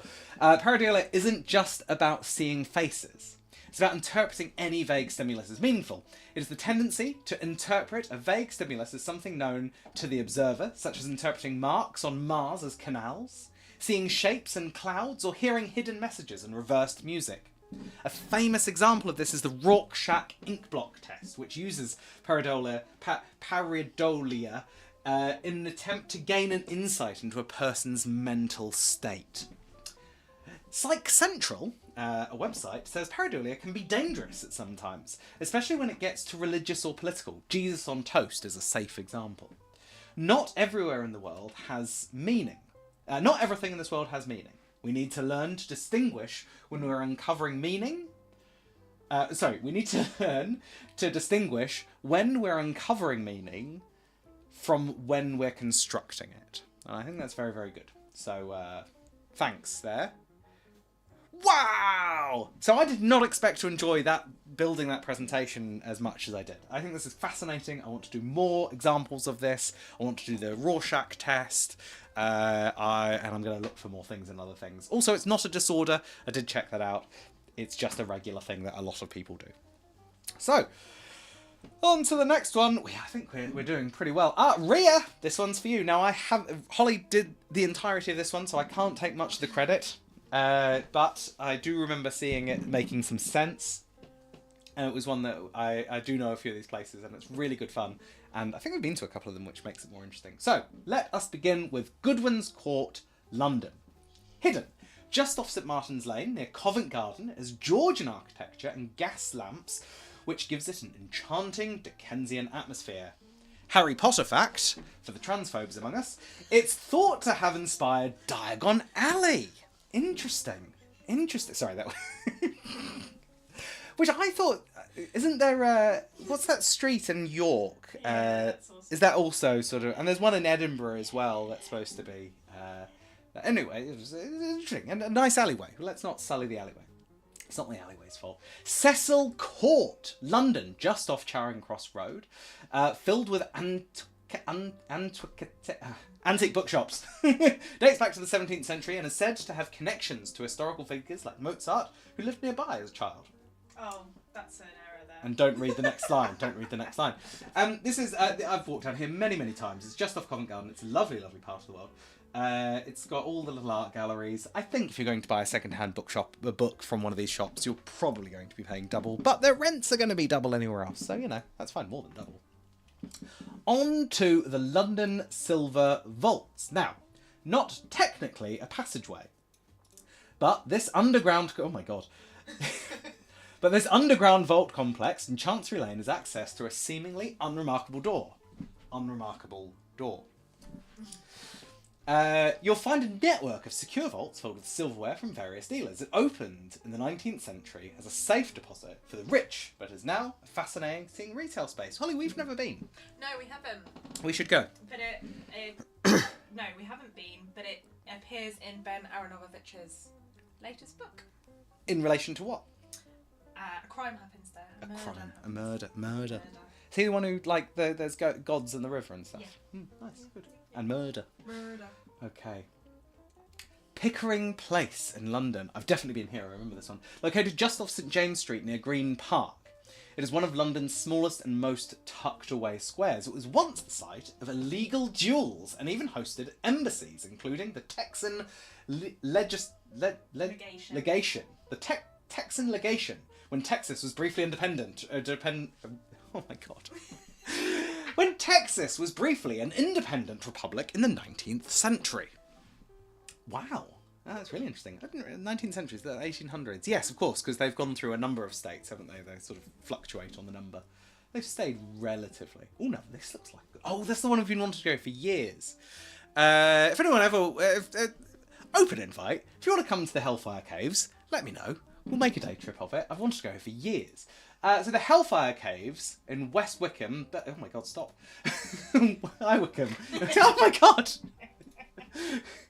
A series of man-made chalk and flint caverns that were extended in the 18th century by Sir Francis Dashwood, founder of the notorious Hellfire Club.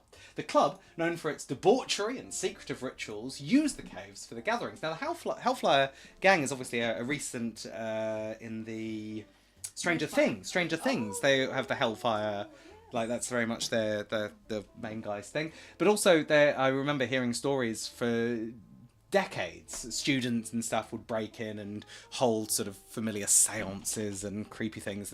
It's sacrifices that really shouldn't have happened. So this is an interesting old nugget. Worth a visit, I would say. Haven't been. No, I said I want to go. Open invite.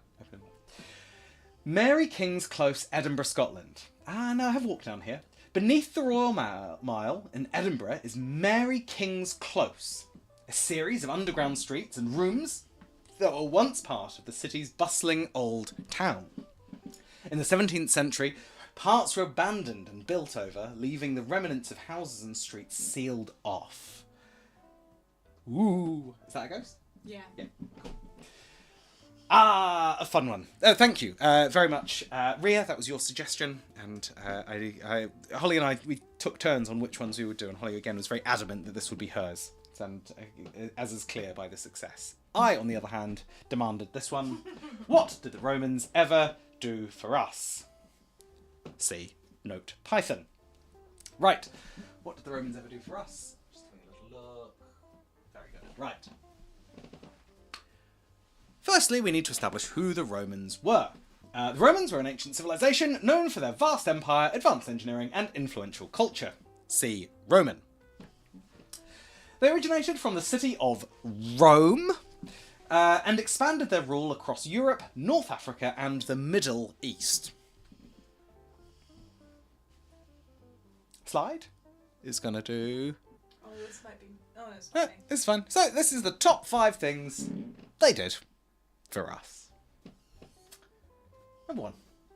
What about sanitation? Yeah, that's right. If you go up to Hadrian's Wall, you can see some Roman sanitation.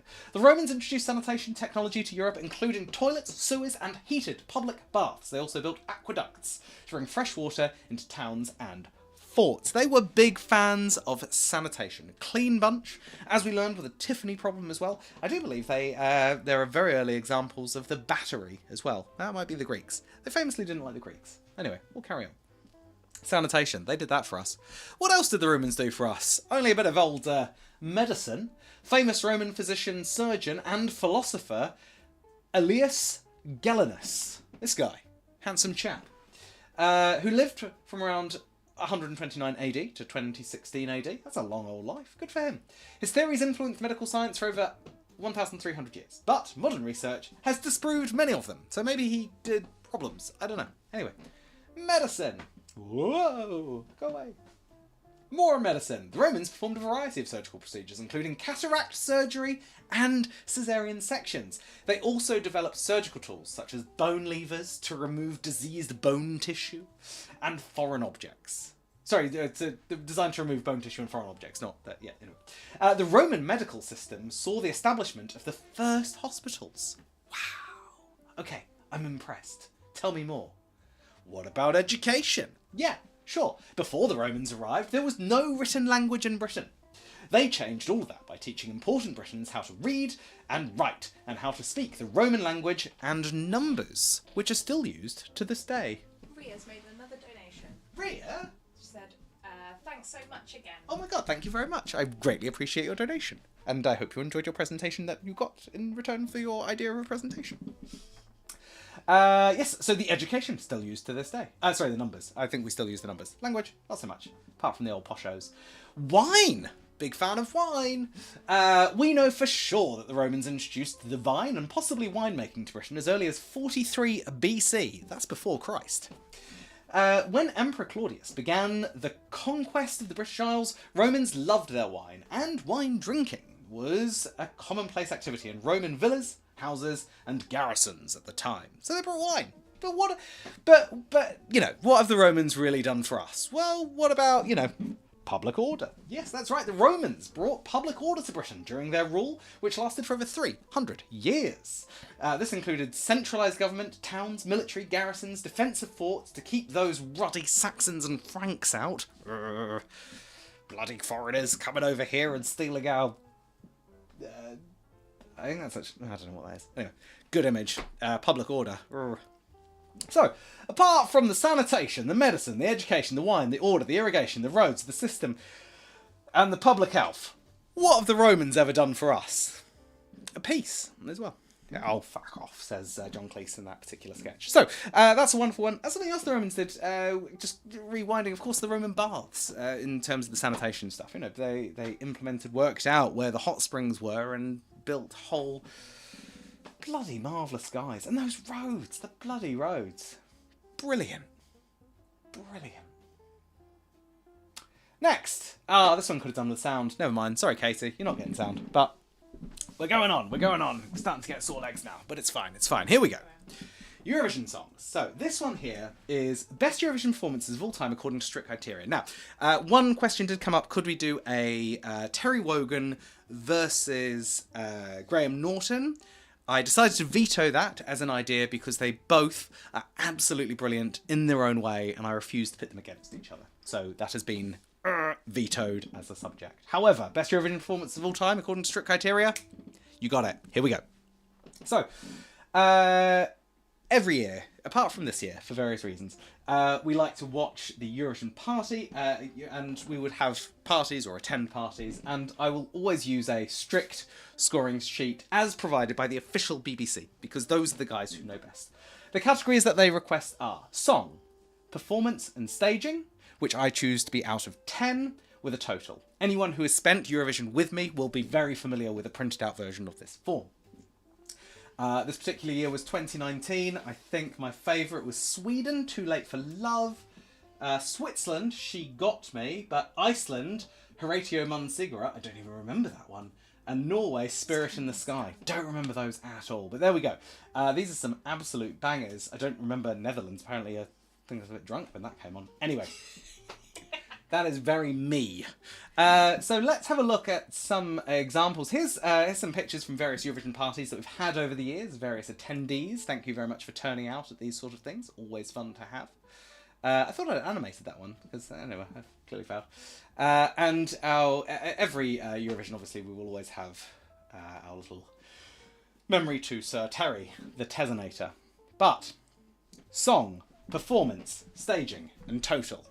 Let's dig in a bit deeper. I've just chosen a couple of my personal favourites. I haven't been able to include the music videos, so we're just going to see them either as images, stills, or possibly as a moving image of sorts. A classic, a personal favourite, of course it has to be 2006, Lordi, who actually, and we will find out later, were on 2005 Kerrang's Greatest Bands before they ever made it onto Eurovision. So they had been discovered by Kerrang already at this point. Here they are singing Hard Rock Hallelujah. Hard Rock Hallelujah! Doot, doot, doot, doot, doot, doot. That's the general vibe that it's getting. Anyway, so that's a little example. What else have we got here? Let's have a look at some other ones. This particular one is a particular favourite. This is called A Cake to Bake. Now, this didn't actually make it through to even past the semi-finals, but it has all the majesty of a perfect song. It has a story. The guy has got a cake to bake, and he's got no clue at all, as the lyrics say. I've got a cake to bake, I've got no clue at all. Holly is singing it right now, if you'd like to hear it. Don't apologise. It's very lovely. They're all just like, oh, I've got a cake to bake, I've got no clue at all. And this bit of the song, they're just going, check, check, check, check, check, goo, goo, goo, goo, check, check, check, check, check, check, goo, goo, check, check, check, goo, goo, check. You can sort of lip read, check, check, goo, goo. And then it's something like, rode on a unicorn the other night, went home on a lonely star. Something like that. It's a great song. It's a great song. Listen to it. Add it to your playlists. I've got it on a playlist. I've got it on all my playlists. I'm not weird. So that I really, really like. And now this, of course, is the world famous Loreen Euphoria. I'm devastated that I haven't been able to get to the audio for this one. I'm so sorry. But the foreboding bomb at the start. And then her very quite sort of tranquil, space-like voice of this is my interpretation, and her movements. I mean, we're still getting the movements. And then the belting suddenly out of nowhere. This the build, and then the belt of euphoria together till the end of time. It's just an absolute blinder of a song. I'm going to listen to it after this. I mean, I don't need to because I've just done such a good rendition of it, but you can see the raw emotion from Lorraine. I'm a big fan of her. So why are these there? 2-1. One didn't even make the semis. But there are multiple others that I loved apart from this. Really big fan of Man's song Heroes, which was a visual thing and actually inspired multiple years of copycats of his performance. But his was very, very unique. We've got Loki, Loic, L-O-I-C, from Brussels, I believe he was from. Belgium. Yep, the same. Daddy Freya from Iceland didn't actually get to compete because this was COVID year, but this was one of the greatest Eurovision songs and entrances of all time. In fact, Iceland has, although have never won, has an incredible track record of fabulous, fabulous performances. I urge you to listen to every single Icelandic entry since time immemorial. We've got Big Little, Russian entry, controversial, but they are against the war and Putin doesn't like them, so I will allow them. Fabulous dance moves, great song. Would listen again. And of course, the Europe's favourite, Conchita Wurst, one of the heroes of Eurovision that has kept it alive. Here we have Mustache Mustache. No, that's not the name of the band, that's the name of the song. The band is called Twin Twin. And the song is called Mustache Mustache, these two are twins. And that's Ma Mustache, Ma Mustache, etc. It's a great song.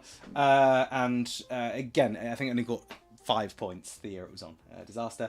And of course this fabulous entry from Ukraine circa early noughties. I can't remember exactly when, but this has gone down in Eurovision history as one of the greatest performances ever. It encapsulates everything from high dance, cross-dressing, inappropriate term, I apologise, drag, queenery, is probably a better one, and just fabulousness on every single possible level. So, big fan of everything here. This entry from Algeria. Do I need to say anything more about this one? I feel like the giant hair whip sells itself. The people with tall hats on unicycles. I feel like it just explains itself. I don't need to explain anything else. I think, needless to say, I couldn't possibly choose just one. Everyone who makes it, even as far as the semi-finals in Eurovision, are absolutely brilliant and winners. And they all deserve our admiration and every single listen they get. And vive la Eurovision, as the French probably say, most definitely. Right. Next one. I told you a break here. How many more have we got? We will then have 5 to finish. 5 more. All right, we're going to have a power break. I'm going to have a sip of water, and then we will get through the final 5 more to go. 5 more, and then we're done. Doosh, doosh, doosh. Fierce.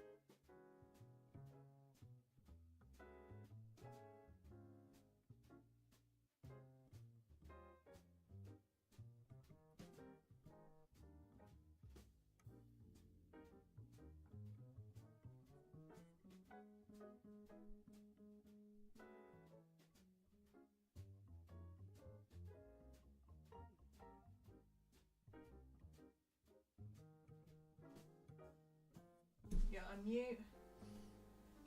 And Okay, we're gonna go back. Let's finish this last 5. I appreciate it said there was still a minute left, but I want to do this now. Right. Okay. 4:45. Let's finish this. I can't believe we've raised. Can you just give me a number check on how much we've raised? We have raised £674 and 70 pence. £674 and 70 pence. That is absolutely ludicrous amount of money. Thank you so much. I'm somewhat overwhelmed, and it is. I mean, again, the Royal Marsden, big fan of the charity. Can't stress how wonderful every single member of staff that they have is. To me, to my mum, to dear friends and family and other people who have been treated by the hospital and who have been there and listened. They've got 2 amazing hospitals that I know of, at least. And just the advice and the constant support that they provide. Chef's kiss to the Royal Marsden. So everyone who's donated, a huge, deeply sincere thank you. I appreciate... we're just doing a little bit of fun and, pissing around, doing some PowerPoint presentations. But the guys who work at the hospital day in, day out and just extending and saving people's lives on an infinite basis, it seems, an absolute awe. So, without further ado, we will move on. Time for some bleakness. Clicker, Tom. Get the clicker out. We are talking about circumstantial evidence and murder trials. I don't even know what this is. Let's find out. Nope, wrong way. Here we go. Right, so, facts about circumstantial evidence. Circumstantial evidence can lead to a conviction without the need for eyewitness testimony. It relies on inference, proving that certain facts strongly suggest that the accused committed the crime, even without directly witnessing it. Courts often look at the totality of the circumstances in circumstantial evidence cases. A single piece might not be enough, but when combined, various elements can, forming a convincing a convincing, good little typing there, narrative. In many places, circumstantial evidence is considered as valid as direct evidence. Now that's really interesting, such as confessions or DNA, provided it meets a certain standard. Forensic evidence can be circumstantial, such as bloodstains or a gunshot residue. These facts require the jury to infer how they relate to the crime, rather than offering direct proof of guilt. So we're talking about things that basically, not necessarily the actual fact, it's more implied evidence. Pause, I need to have a drink of water. Sorry, something went down the wrong way.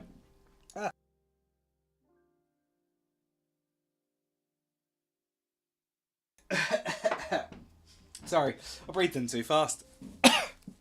Joint enterprise doctrine! I don't even know what any of those words mean. In the UK, the doctrine of joint enterprise allows individuals to be convicted of murder even if they did not deliver the fatal blow. Oh my god, really? Wow. Provided they were part of a group with shared intent. Oh, so if you had like 5 people who were like, go on, kill him, and then someone actually did the kill, the person who said, go on, kill him, can also get done for murder. Yeah. Cool. Circumstantial evidence often plays a critical role in these cases, as the prosecution must rely on inference to prove that the defendant had knowledge of the group's intent or encouraged the crime. So, like in those recent riots in the UK where that woman was posting hate stuff, the MP's wife was posting that hate stuff on Twitter, basically saying burn all the... that you should burn all the hospitals or something like that. It was like, well, actually, you've just gone and basically committed the murder by encouraging people to do it. Yes. Are you going to be the shark now? It's quite hot to wear the shark It sound. is, yeah. Didn't like it. That's interesting. Oh, okay, so let's look at an example. Bazzy G, as his mates know him. Bazzy G was convicted of the murder of TV... Oh, this is bad, yeah. Was convicted of the murder of TV presenter Jill Dando. Circumstantial evidence. The case against George was largely circumstantial. There were no witnesses to the crime, and forensic evidence was minimal. The prosecution relied on indirect evidence, such as George's proximity to the crime scene and his history of stalking women. A particle of gunpowder residue found in his coat was also presented as circumstantial evidence, though its reliability was later questioned. So the outcome, George's conviction was overturned in 2008 due to the unreliability of the forensic evidence and the weakness of the circumstantial case. This highlighted the need for caution when relying on circumstantial evidence without solid forensic backing. So he's been found innocent. He's been found that his conviction wasn't strong enough. Interesting. Richie, Dickie Crafts. So Dickie, also known as the wood chipper murderer, Jazzy, was convicted of killing his wife, Helly Crafts, despite her body never being fully recovered. Circumstantial evidence, let's look at that. The case was built largely on circumstantial evidence. Investigations found bone fragments, hair and tissue in the area where Richard was seen using a wood chipper. Pieces of a chainsaw linked to him through purchase records were also found, although no complete body was recovered. These fragments tied him to the crime. The outcome? Well, Crafts was convicted of murder and sentenced to 50 years in prison. It was one of the first murder convictions in the US without a body, relying almost entirely on circumstantial evidence. Fun fact, that's what the film Fargo. The special edition DVD of the 1996 film Fargo contains a statement that the Crafts case inspired the film, particularly the very end of the film, where a character played by Steve Buscemi is killed and his body is put through a wood chipper. I'm sorry if you haven't seen it and I've just added a spoiler. Presentation 38, Haunted Pubs of London. I'm starting to lose the plot, aren't I? Here we go. So, Holly and I are big fans of ghosts and haunted pubs, and we like to explore a lot of them and have done with various friends. Hello, Kaz. This is a summary of some of our favourites, I think. I think it's a highlight. Big fan of haunted pubs. If you are particularly nervous of disposition, look away now.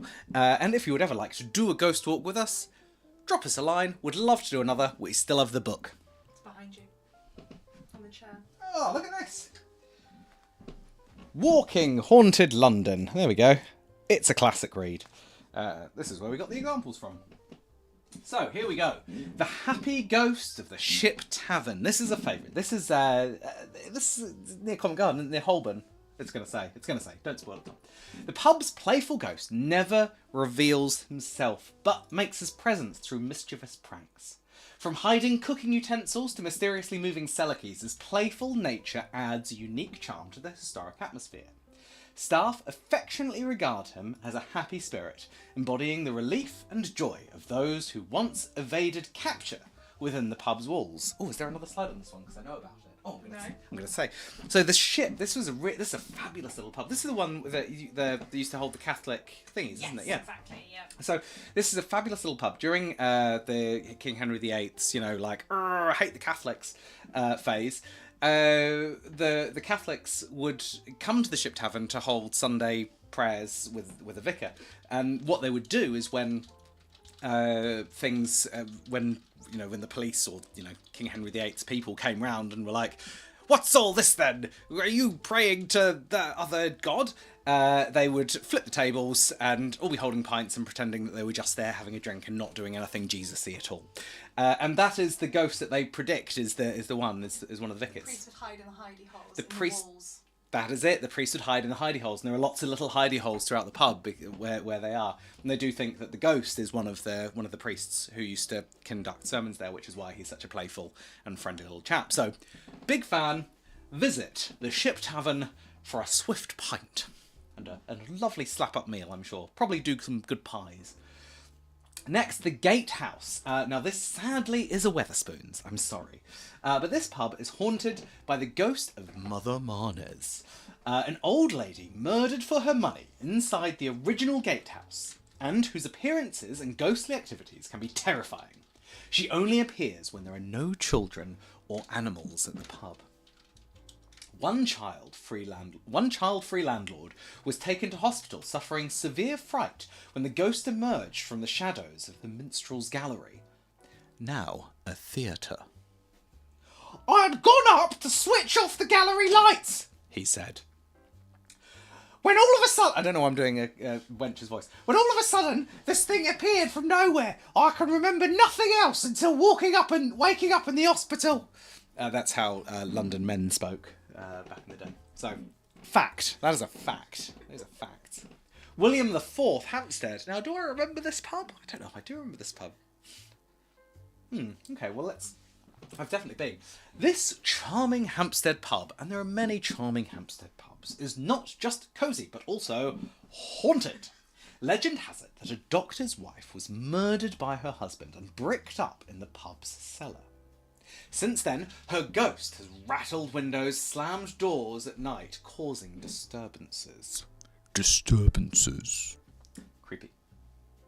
The Spaniards in Hampstead. Now, this is a classic. Now, if you can book a Sunday roast there, thoroughly recommend. Absolutely brilliant. It's a ball lake to get to. But it is good food. This is a 16th century hostelry named after two Spanish brothers who killed each other in a duel over a woman. It is steeped in ghostly tales. We have been there many a time. It later became a haunt for the highwayman Dick Turpin, who stabled his horse, Black Bess here. Her ghostly hoofbeats are still heard galloping across the car park at night. Turpin himself is said to appear as a shadowy figure, striding across the bar before vanishing into the wall. On the first floor is Turpin's Bar, where a roaring log fire crackles in winter. Patrons have reported feeling an unseen hand gently tugging at their sleeve. Oh my god, is that an actual ghost there? Oh my god. Creepy.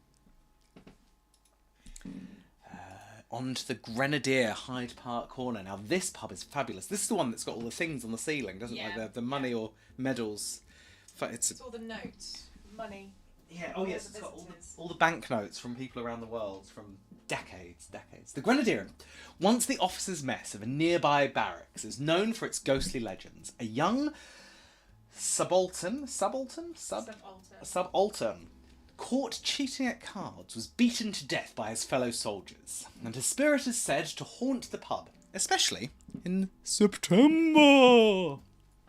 Patrons report a solemn figure moving through the low-ceilinged rooms, objects shifting mysteriously, and an icy chill in the air. Ah!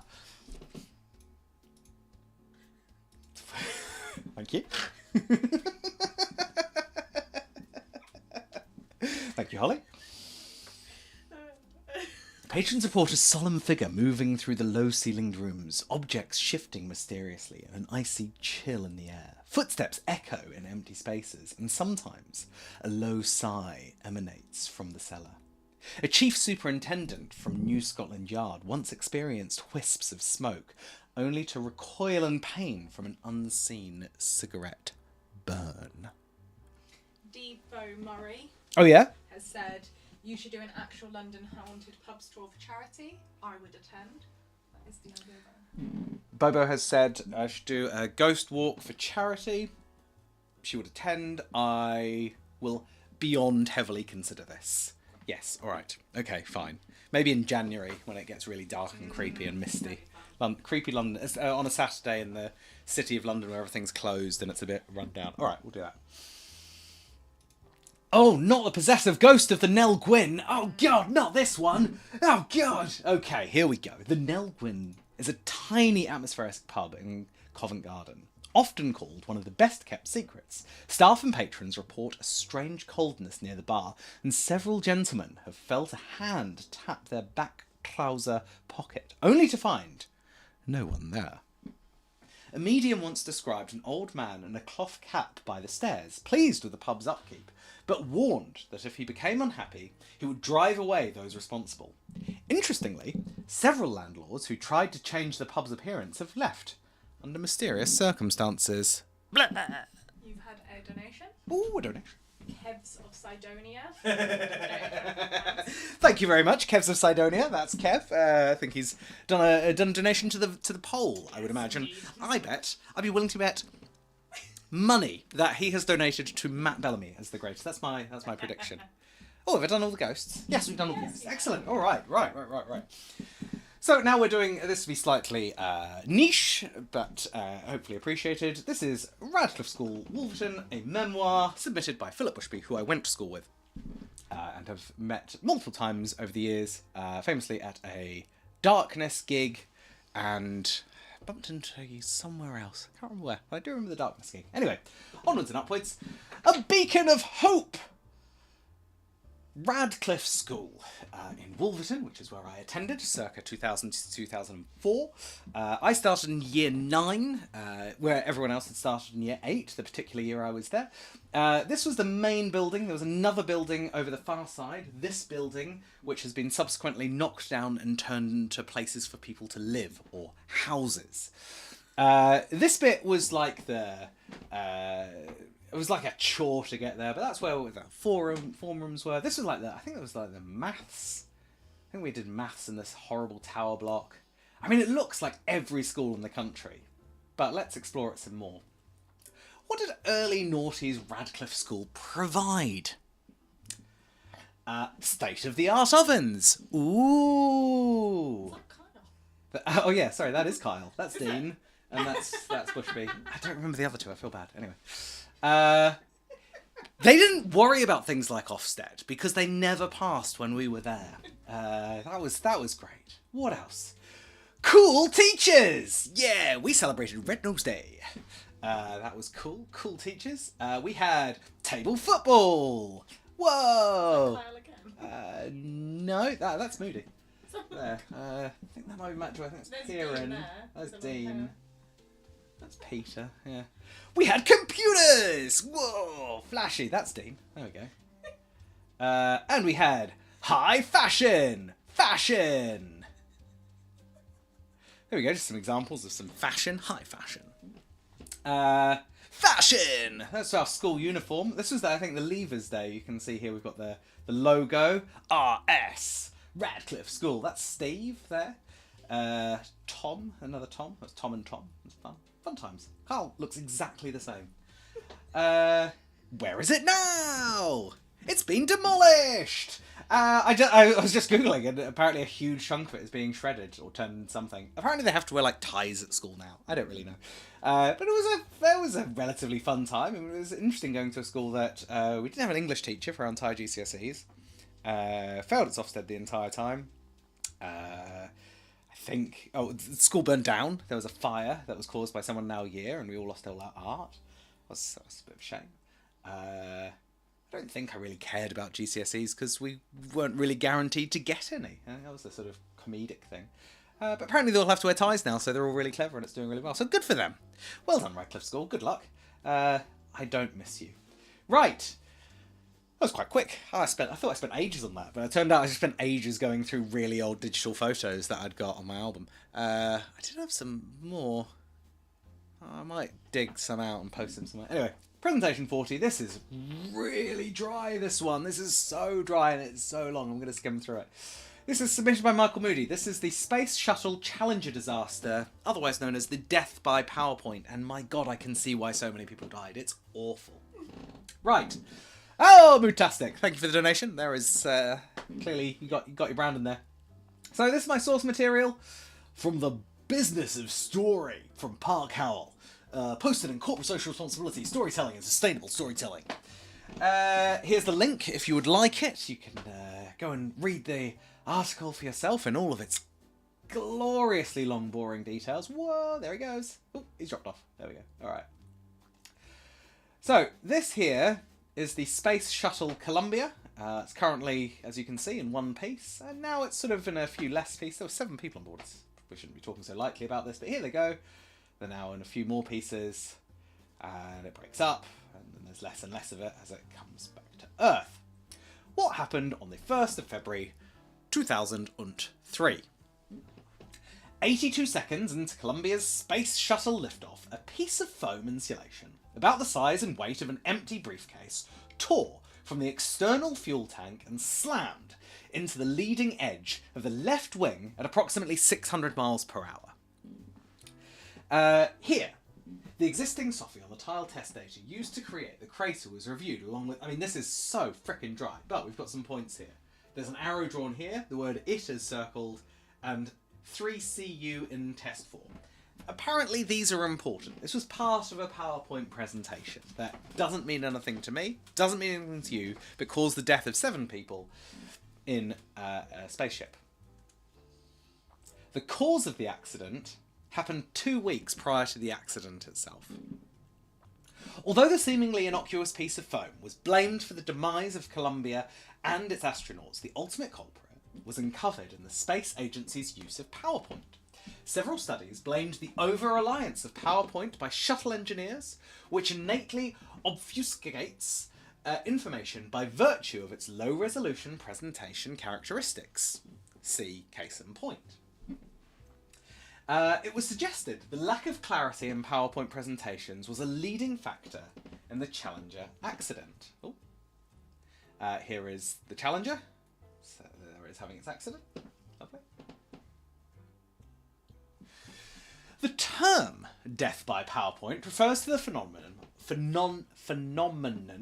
of poor use of presentation software that can lead to a speaker or seller failing to capture an audience interest. So stay interested or you'll die! Sorry, I didn't mean that. The Space Shuttle Columbia disaster is an example of how a poorly designed PowerPoint slide contributed to a tragedy. NASA engineers created a slide deck to help them decide how to proceed. One slide was ambiguously written, which helped NASA officials decide that it was safe to attempt for re-entry. Now you can see where the problem lies. PowerPoint kills. These are the lost.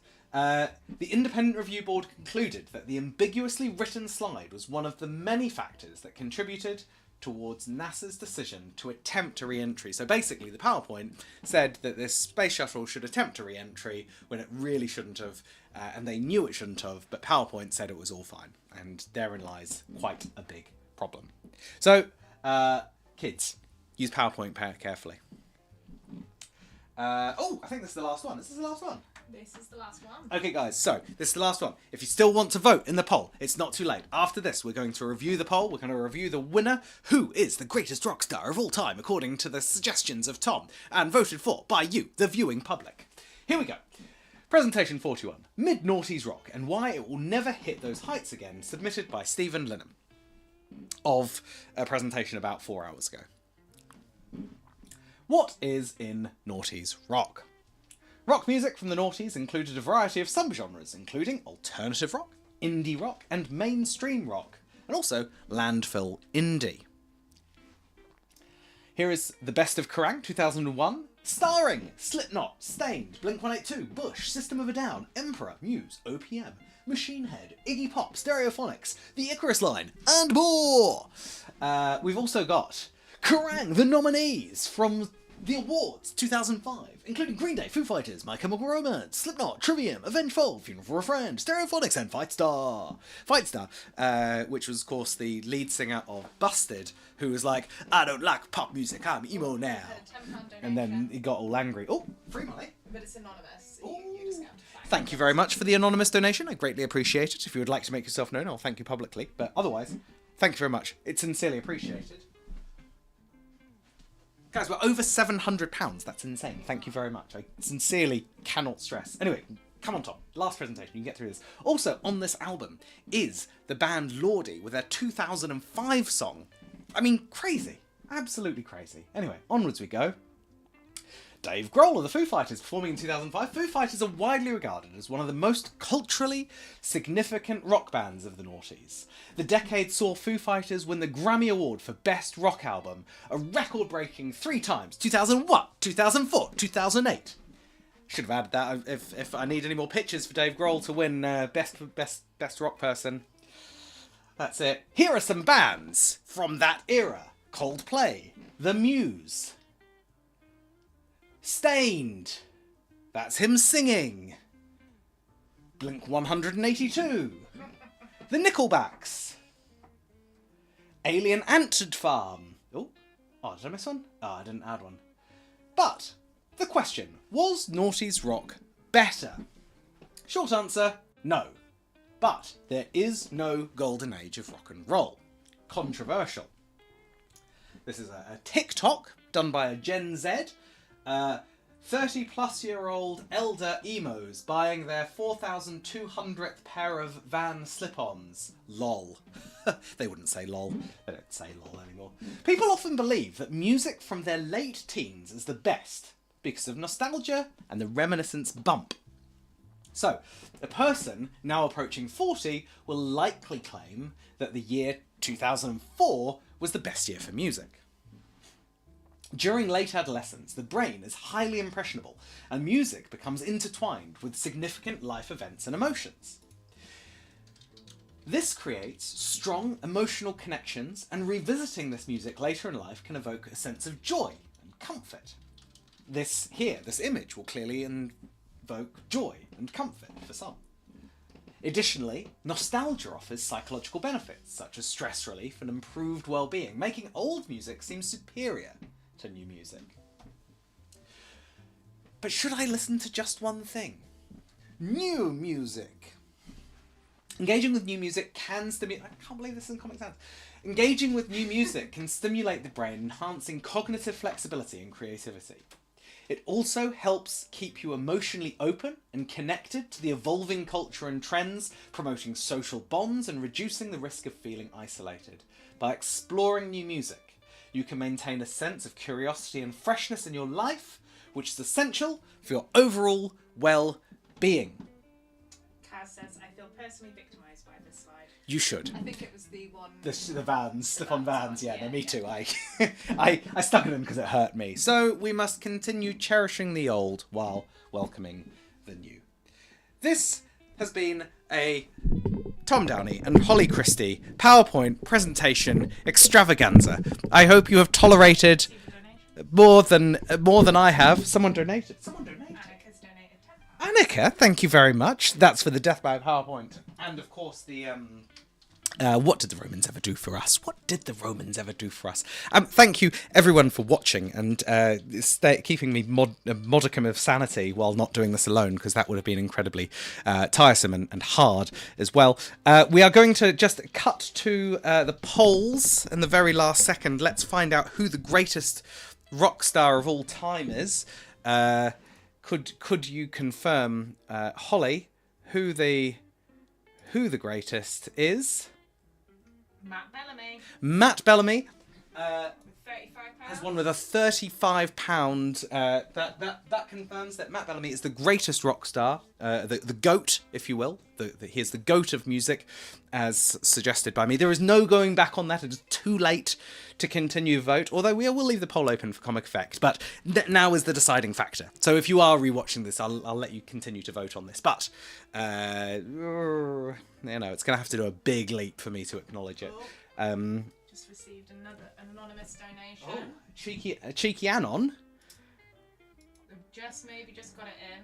That hasn't updated. 2 seconds. Oh. Let's use this.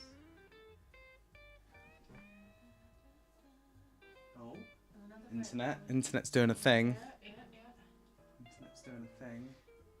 Another vote for Freddie Mercury, but he's still only on 17 Thank you for the pounds. donation to Freddie Mercury.